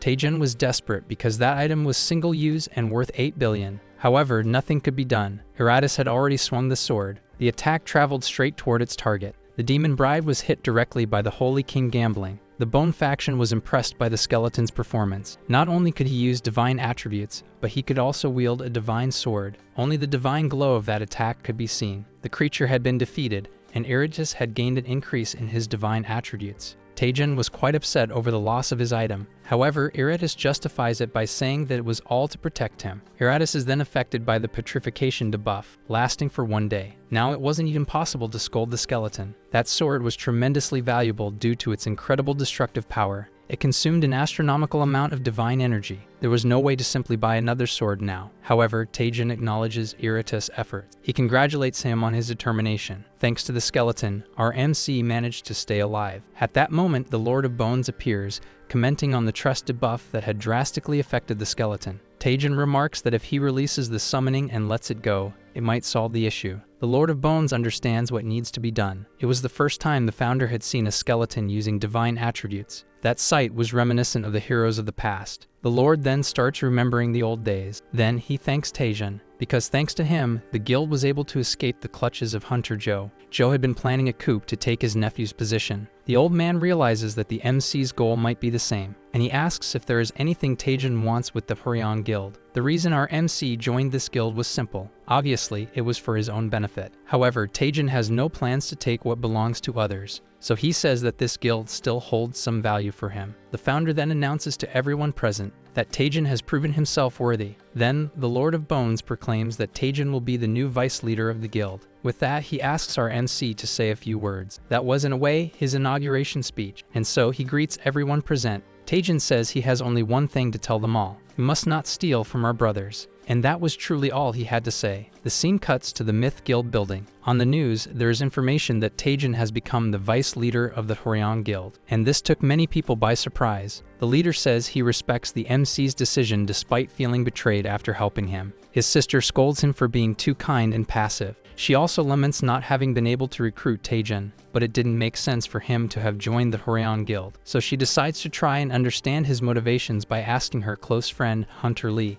The leader asks if Miss Lee can persuade him to switch guilds in any way. However, she says she isn't sure if that's possible since she doesn't know what goes on in the MC's mind. The leader says she doesn't understand how that could be, since the two are so incredibly close to each other. Lee responds that even after being friends for over 10 years, he is absolutely unpredictable. However, one thing is certain about Taejun. He always seeks to become stronger. Now, as the new vice leader, his subordinates show him his new workplace. Taejun enters his new office, and his subordinate takes his leave from there. Taejun is impressed by the good treatment he has received so far. Miri seizes the opportunity to ask how he feels about being the vice leader, and pausing to think, our MC wonders if this was really what he wanted. They say successful people are lonely, and he feels exactly that way. He had always been searching for something that had been right in front of him all along, being rewarded for his efforts over the last 7 years. And thanks to his explosive growth, he was able to become strong. But for some reason, becoming so strong in such a short time made him feel uncomfortable. Taejun then questions whether the creator of the explosive growth quest left the company. Miri replies that yes, they did. He then asks her about the possibility of failing a mission, if there is any penalty. She says she is not sure about that. Then she leaves to check the server immediately. Now the MC becomes thoughtful and sees things he doesn't understand about the system manager. For a long time, he was the only one capable of using the status window that didn't exist for anyone else on Earth. It seemed too good to be true.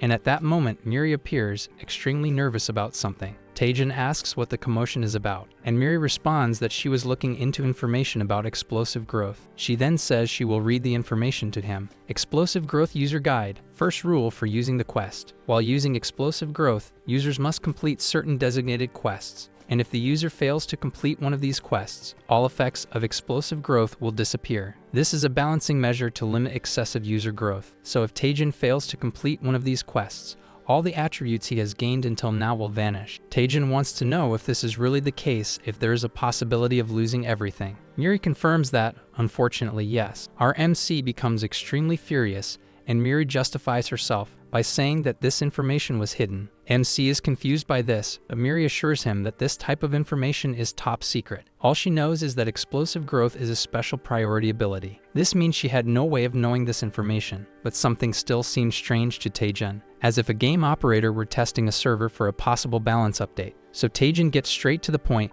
and asks Miri if she has been monitoring him, to analyze just how absurd this ability can be. Miri hesitates and says she can't talk about it right now, but Taejun is already fed up with Miri's vague answers. However, she says there is one thing she can say for sure: she is always by his side. MC is not so sure about that, but Miri insists that they are friends and always on the same side. Taejun thinks that Miri can't be a bad person. After all, she has always been genuine and concerned when the MC was in danger, so he decides to give her the benefit of the doubt. Miri had already prepared an upgrade to check the remaining time for each quest. Our group had only 2 days, 3 hours, and 35 minutes left to complete the quest. Miri had edited the layout in a strange way. The two couldn't afford to waste any more time, so Miri tells him to check his post on the Parsley market. Taejun had almost forgotten about it, so he goes ahead and checks. However, there was only one comment on that post. This makes Taejun desperate. The author of the comment was someone seemingly familiar. He was the merchant the MC had previously asked for help. The merchant remembered Taejun because he had enhanced an item that was basically trashed. That had certainly been an unforgettable scene. That character says that if the circuits are restored, it might be possible to use the item again. But to fix those circuits, they would need at least a 7-circle mage. Taejun then thanks him for the information. Miri then asks if the MC knows any 7-circle mage. He thinks about Miss Seo, but she is probably only a 5-circle mage. Miri is confused because she thought Miss Seo was one of the greatest mages in the country. However, MC says that there are no 7-circle mages in the country. That rank belongs to the tier global. Miri starts to panic, but Taejun says he knows someone. However, it's not the most trustworthy person in the world. Moments later, someone knocks on the door. It was the guild leader looking for Taejun. He had brought some documents for our MC to take care of, but Taejun had left a note saying it was a vacation day. This caught the guild leader by surprise.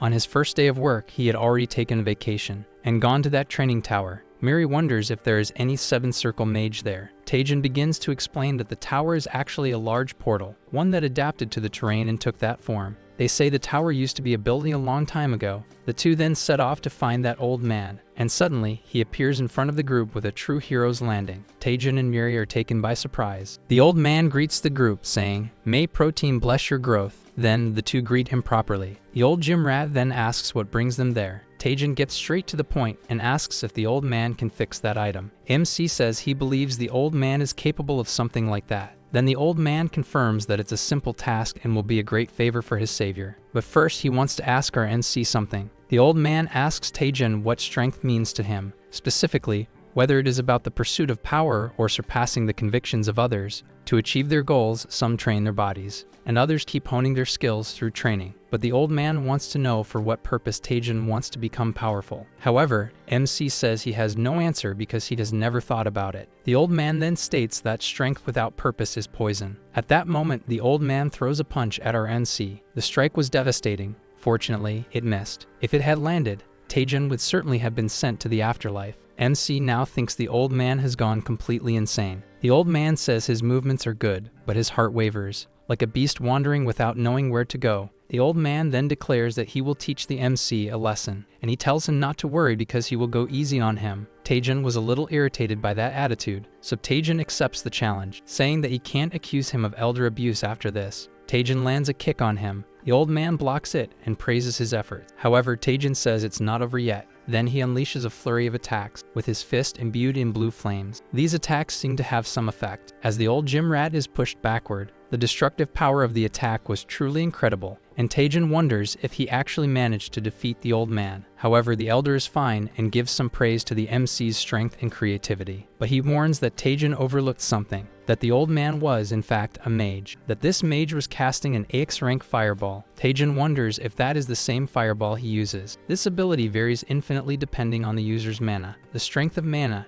and its quantity determine the infinite variations of its types. In the MC's case, this skill had risen to a high level but did not contain ultimate power. The strength and appearance of mana are determined by the desires and dreams imprinted on the user's soul. Simply wanting it for the sake of wanting it won't make one's power grow. Taejin becomes alarmed and asks the old man if he wasn't supposed to go easy on him, but the elder ignores him and tells the MC to defend with everything he has. The old man wants him to prove himself here and now. Then Taejin wonders why he wants to become stronger in the first place. The MC recalls that for a long time, he trained tirelessly without seeing results. Being looked down upon by others was the fuel for his efforts. Even if no one recognized his hard work, and even if no one noticed his presence, Taejin kept moving forward. All of this was because the MC wanted to prove that his efforts weren't in vain. He hadn't been rewarded enough for all that hard work. As their powers clash, the MC tells himself that he won't be satisfied until he is convinced. At that moment, the old man becomes intrigued by the flame the MC was producing. Even though it was weak, it was possible to feel the true desire of that man. The old man comes to the conclusion that Taejin has finally found the answer. Then he cancels his attack, praising Taejin. The elder says that Taejin has finally found the path he must follow. However, the old man warns that he might not be able to handle that power if he continues training. Before he can finish his sentence, Taejin ends up passing out from exhaustion. That was something the elder expected to happen. The old man then examines the gauntlet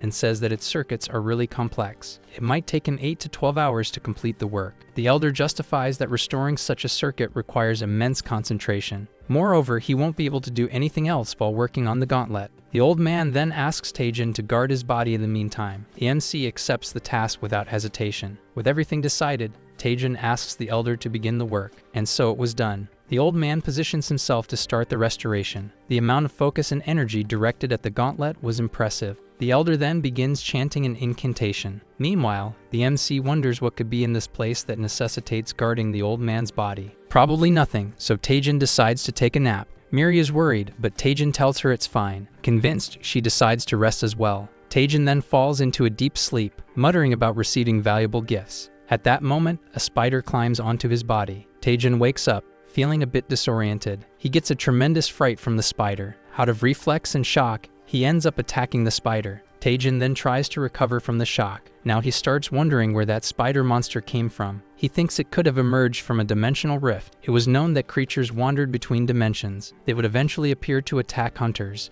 Most likely, these monsters were attracted by the mana of that great void. So it was no surprise that the old man had asked him to guard his body. Taejin then starts eliminating the spider monsters. Using his dragon fang slash technique, Miri warns him to watch his back. Taejin immediately goes on alert and turns around. As the spiders were about to reach the old man, the MC prepares to strike, hurling multiple fireballs toward the spiders. The spiders were incinerated by the flames, and apparently it was over. Taejin proclaims that he is the man who always protects what belongs to him. He now explains to Miri that the creatures emerge from a dimensional rift drawn by the mana. But without even having time to rest, a rift opens behind the MC. This took him by surprise. The monsters kept emerging behind the old man. Taejin recognizes that he can't handle that many alone, so he decides to ask for help from his loyal servant Eratus. He then orders the skeleton to protect the muscular old man. The skeleton responds that a given mission is a completed mission. The battle against the void monsters dragged on for 2 hours. Our group was giving it their all, but no matter how much they kept exterminating,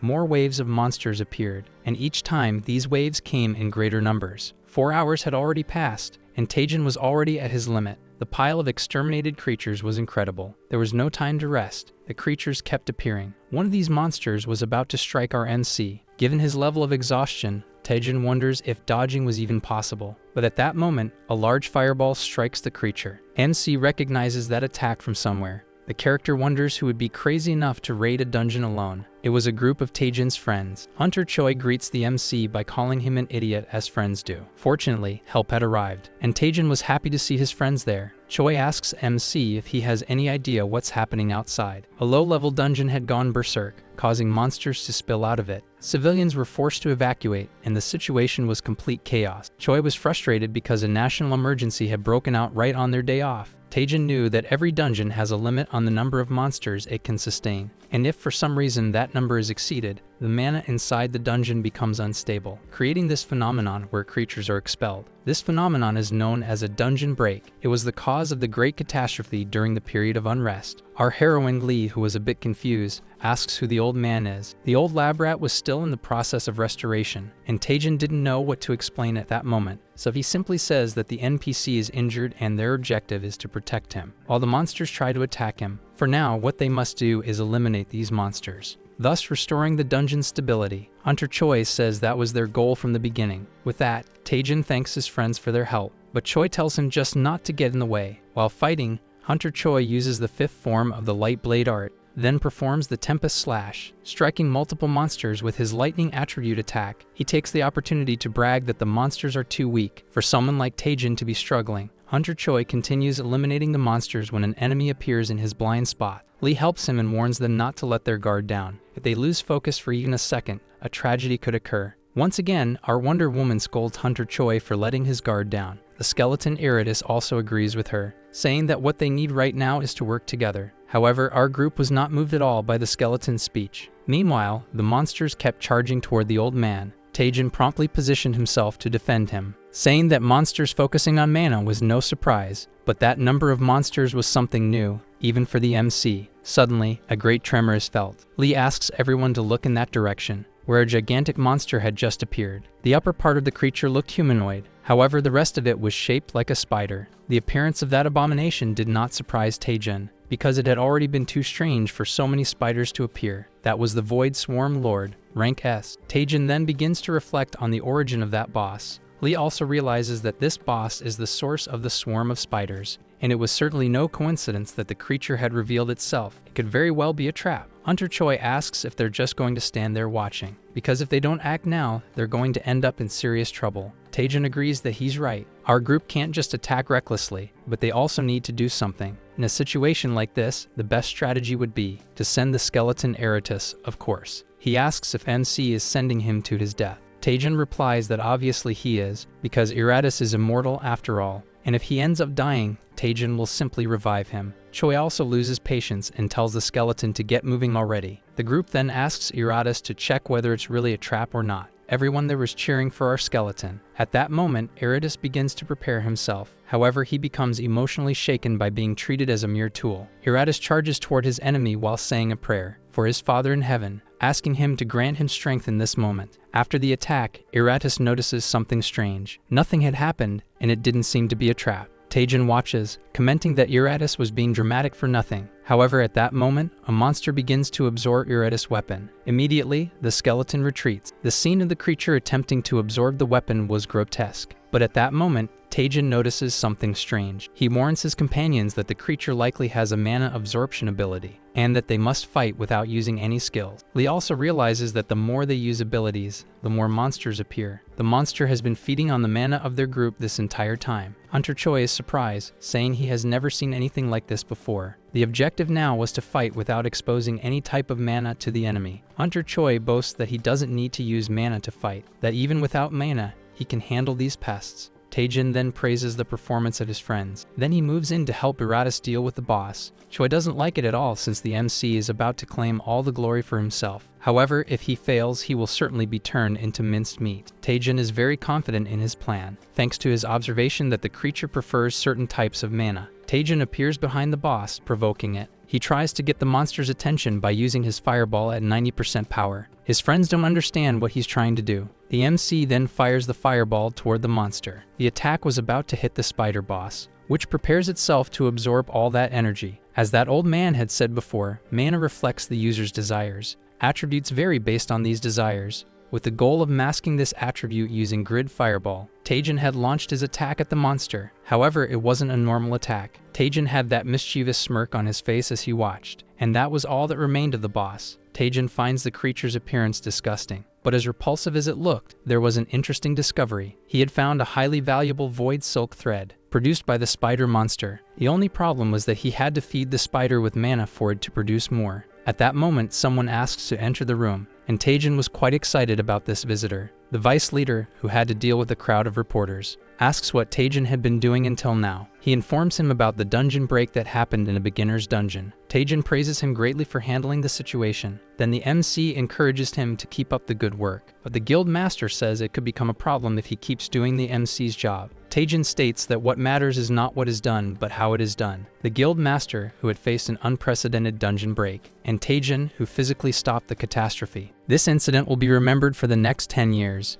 With this, our MC wants to improve the image of the Hwaryong Guild, bringing great benefits to the guild. The guild master, however, doesn't seem convinced. Then, changing the subject, he asks why the MC brought him to that training room. Taejin says he is thinking about opening a workshop right there. Then the MC shows him the spider that produces void silk. That was the monster that caused the dungeon break. If fed with mana, it has the ability to produce this valuable resource. The man is shocked to learn that each gram is worth 1 million. Then Taejin asks the leader to take care of this business for him. And so, that training area was transformed into a true spider nest. It was constantly fed with mana crystals. The guild master was not happy at all about doing this kind of work. At that point, the spider had already grown enormous, making the situation a real headache. He was surprised at how much the creature had grown, and was worried about the future of the building. If the spider got even bigger. At that moment, he received a call from someone asking how the workshop was doing. The leader says that everything is going well, with the spider producing 1 kilogram of void silk. On the other end of the line, Taejin is questioned about something. The guild master wants to know if it's really safe to keep the creature there. Taejin tells him not to worry, because the creature doesn't bite. He thinks that MC is a lunatic at this point.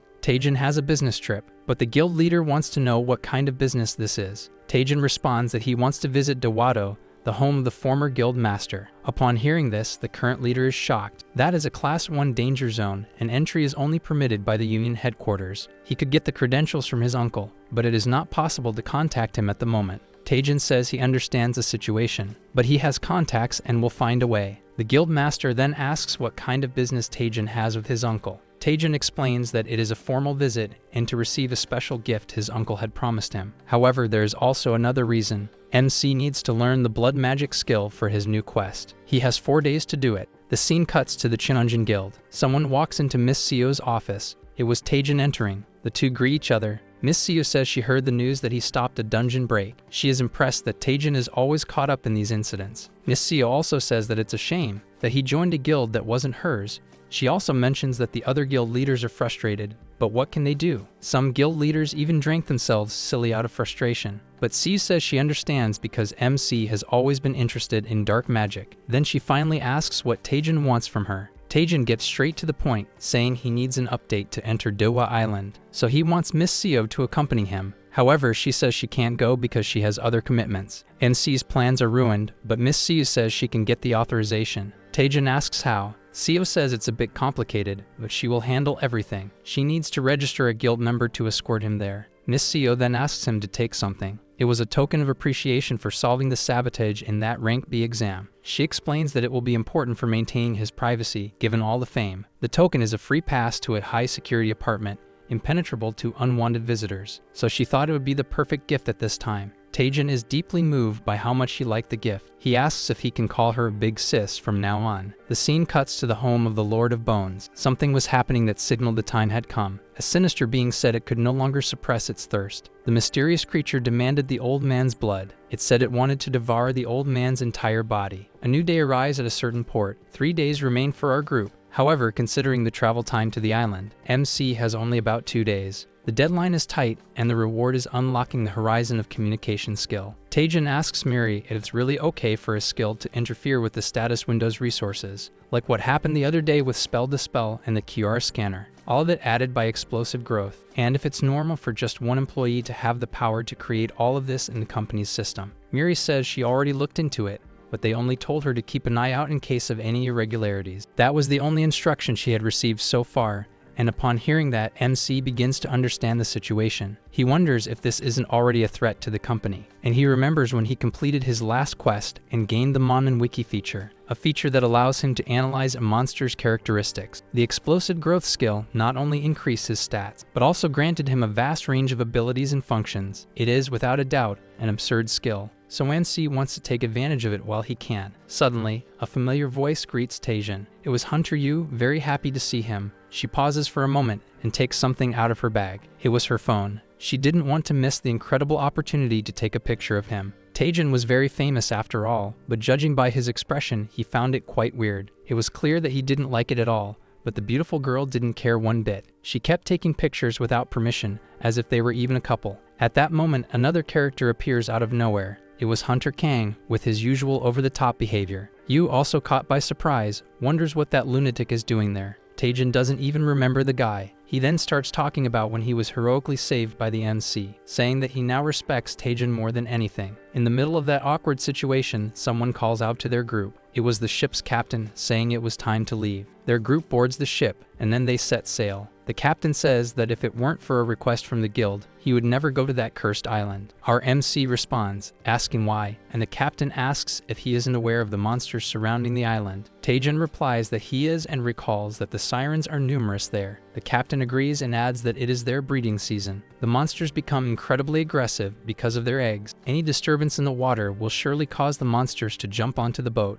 They could reach the island quickly if the captain didn't have to take a detour. However, Taejin doesn't like the idea of a detour at all and says it's unnecessary. He insists that the captain sail straight to the island. The captain strongly disagrees and asks if he has lost his mind. Taejin reassures him, saying the monsters won't even be able to scratch the vessel. Once again, the MC asks the captain to sail directly to the island. However, the captain promptly refuses the request. He says he has a family that needs him. Taejin, ever persistent, says he will pay double what Miss Yu offered if the captain obeys. The captain gets irritated and says that a life cannot be priced with money. But Taejin continues insisting, tripling the proposed amount. At that moment, the captain's face shows pure shock, and suddenly, he sails straight toward the island. Taejin had successfully bought the man. However, his companion was worried about the risks of this expedition. She reminds him how difficult it is to deal with underwater creatures. Taejin tells her that she isn't wrong for thinking that. However, he has everything planned in advance. Using one of his resources, Taejin knew exactly how many monsters there were and where they would come from. The group then coordinated, following Taejin's instructions. The monsters came in the exact number and from the exact directions the MC predicted. Miss Yu was confused about how Taejin did that, but she decides to trust him for now. Taejin continues giving instructions, telling them to wait until the monsters are as close as possible. Another wave of monsters leaps onto the vessel. Taejin then performs his newly acquired skill. It was Power Strike, which ignores 50% of the monster's physical defense. With this, he combines it with Rising Dragon Consecutive Strike, knocking out the monsters while saying it would be a waste to send them back to the ocean, because they could collect magic stones from these creatures. Hunter Kang, who had been observing, now sees that the rumors about Taejin being able to use Rising Dragon Fist were true. Taejin grows uneasy about the man constantly watching him. Hunter Kang was impressed with Taejin's performance using that skill. Then he declares that the MC is now his rival. Taejin, on the other hand, thinks that Guy is a complete lunatic. Hunter Kang is determined to show Taejin his skills. Some time passes and they arrive at Daewoo Island. The Lord of Bones receives information that Taejin is on his way. He gets irritated at receiving the information at the last minute. The guild master justifies it by saying it was due to the poor signal, but the old man says he could have used the crystal sphere. Now the Lord of Bones is worried about Taejin's group because of a certain monster. Taejin's vessel is already visible, and was packed with aquatic monsters. Upon arrival, Taejin promptly greets the Lord of Bones. The Lord of Bones is impressed by Taejin's extravagant entrance. He asks if he really hunted all those sirens during their breeding season. The captain says it's pretty obvious that's exactly what happened. His crew members were elite hunters who knew precisely how to handle sirens. Taejin says they hunted every siren that crossed their path,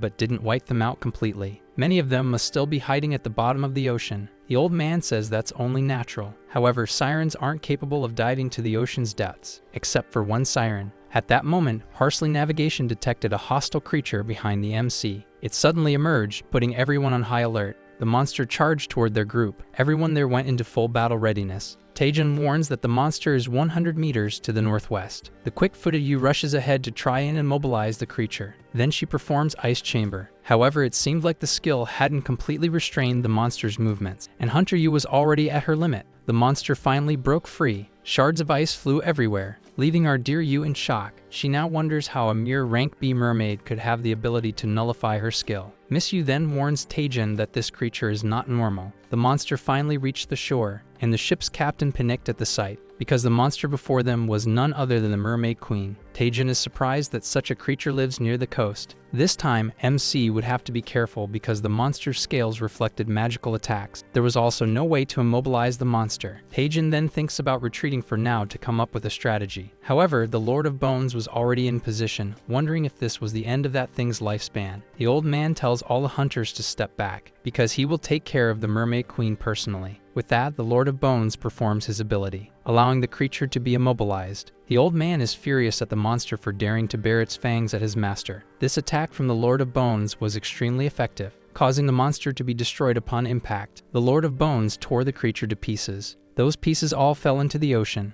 Mishu was impressed to see a rank A creature being defeated. The ranking monster had been taken down with just a single skill. Our MC starts considering learning the old man's ability, putting his quest aside for now. The Lord of Bones says the island will have peace for some time. He remembers that he has to give a gift to Vice Leader Taejin. The rest of the group is also happy with the warm welcome. Then the old man says he will guide them to his residence. Now at the Lord of Bones' residence, our beauty Yu is amazed by the Lord of Bones' house. Now she understands why Miss Seo asked to keep the trip a secret. She never would have imagined that a legendary hunter was living on a remote island in South Korea. She had just witnessed the Lord of Bones defeating the creature using only blood magic, and not even her guild leader could pull off something like that. Meanwhile, Hunter King thinks that his own guild master could do the same. This quickly turned into a childish argument over which guild master was stronger. The group then tries to figure out which rooms are theirs. Taejin tells his group to get some rest because it was a tough journey, and he has some matters to discuss with the Lord of Bones. The scene cuts to the Lord of Bones' office, where he was relaxing his old bones while drinking coffee. Taejin is asked how he liked his room and responds that he was impressed. The Lord of Bones is very happy to hear that.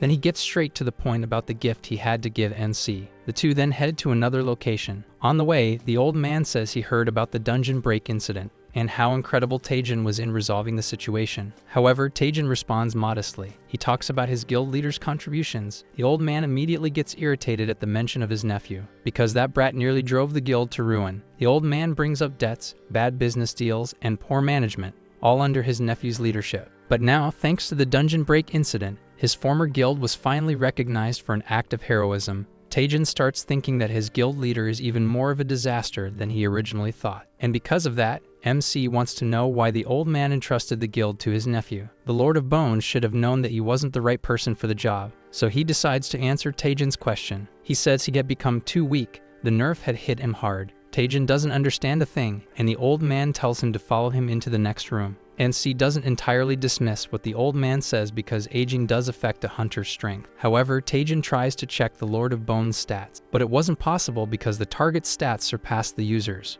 This left Taejin confused because there are only a few people whose stats can't be checked, those being the strongest active hunters in the world. This meant that despite his age, that old man was as strong as the top hunters of today. So Taejin asks if he has a secret. The two finally arrive at the designated location. It was, without a doubt, an incredible room. Taejin never imagined that a place like this could exist underground, But the old man, very modest, says that this room is nothing compared to the halls of the greatest guilds today. The old man then asks Taejin to choose one of the items, and our MC selects Magnetu's skull, an A-tier item that increases all stats by a few points. Taejin had no doubt that it was an incredible item. However, it wasn't just that item that was impressive. Any other hunter would be thrilled to have the opportunity the MC was getting. However, all those items were designed for close-range combat. So Taejin asks if the old man has anything related to the blood magic skill. The old man is surprised to hear this and asks if he is interested in blood magic. Our MC confirms that he is, as blood magic has incredible properties. However, the Lord of Bones says that there is nothing related to blood magic in that place. The old man then says he will prepare some food and tells Taejin to pick something else from what is available.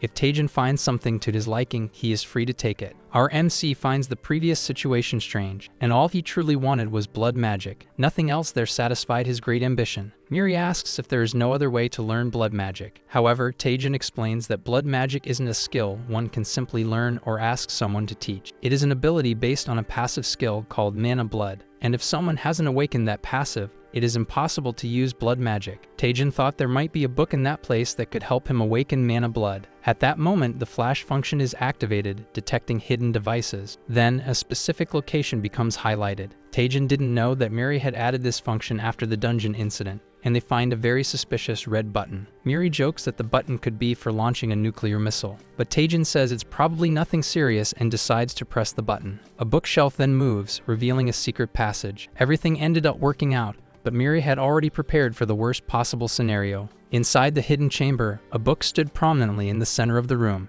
Codex of Blood, unique tier. A forbidden book that requires a ritual paid in blood, granting mana blood upon acquisition. Taejin is shocked that the old man had been hiding it there. Sometime later in the dining hall, the group was discussing the starter gift that Taejin had chosen. Vander's Onyx, C+ tier. Resistance to mental contamination was something the MC needed. The old man says that if that's what Taejin wants, then so be it. He had already finished his meal. Then he asks everyone to rest since it was already late. It was deep into the night. A mysterious being says it has nostalgic memories about the Lord of Bones, and the being asks the old man to let Taejin learn blood magic, saying that the old man was just like Taejin, willing to sacrifice anything for power. Upon hearing this, the old man gets irritated and says that the contract can only be made through the codex. However, the being warns the Lord of Bones that there is something he does not know. The old man freezes upon hearing those words. At that moment, the being informs him that Taejin has already obtained the Codex of Blood, leaving the Lord of Bones in shock upon hearing that. He is extremely confused by the situation. The being explains that it can sense a new host where it can emerge, and it is happy because it no longer has to settle for an old body. The scene cuts to Miss Yu's room, where that adorable girl was sleeping deeply. The mysterious being was complaining to the old man about being fed garbage until now. Even though an incredible feast was available, the being apologizes to the old man,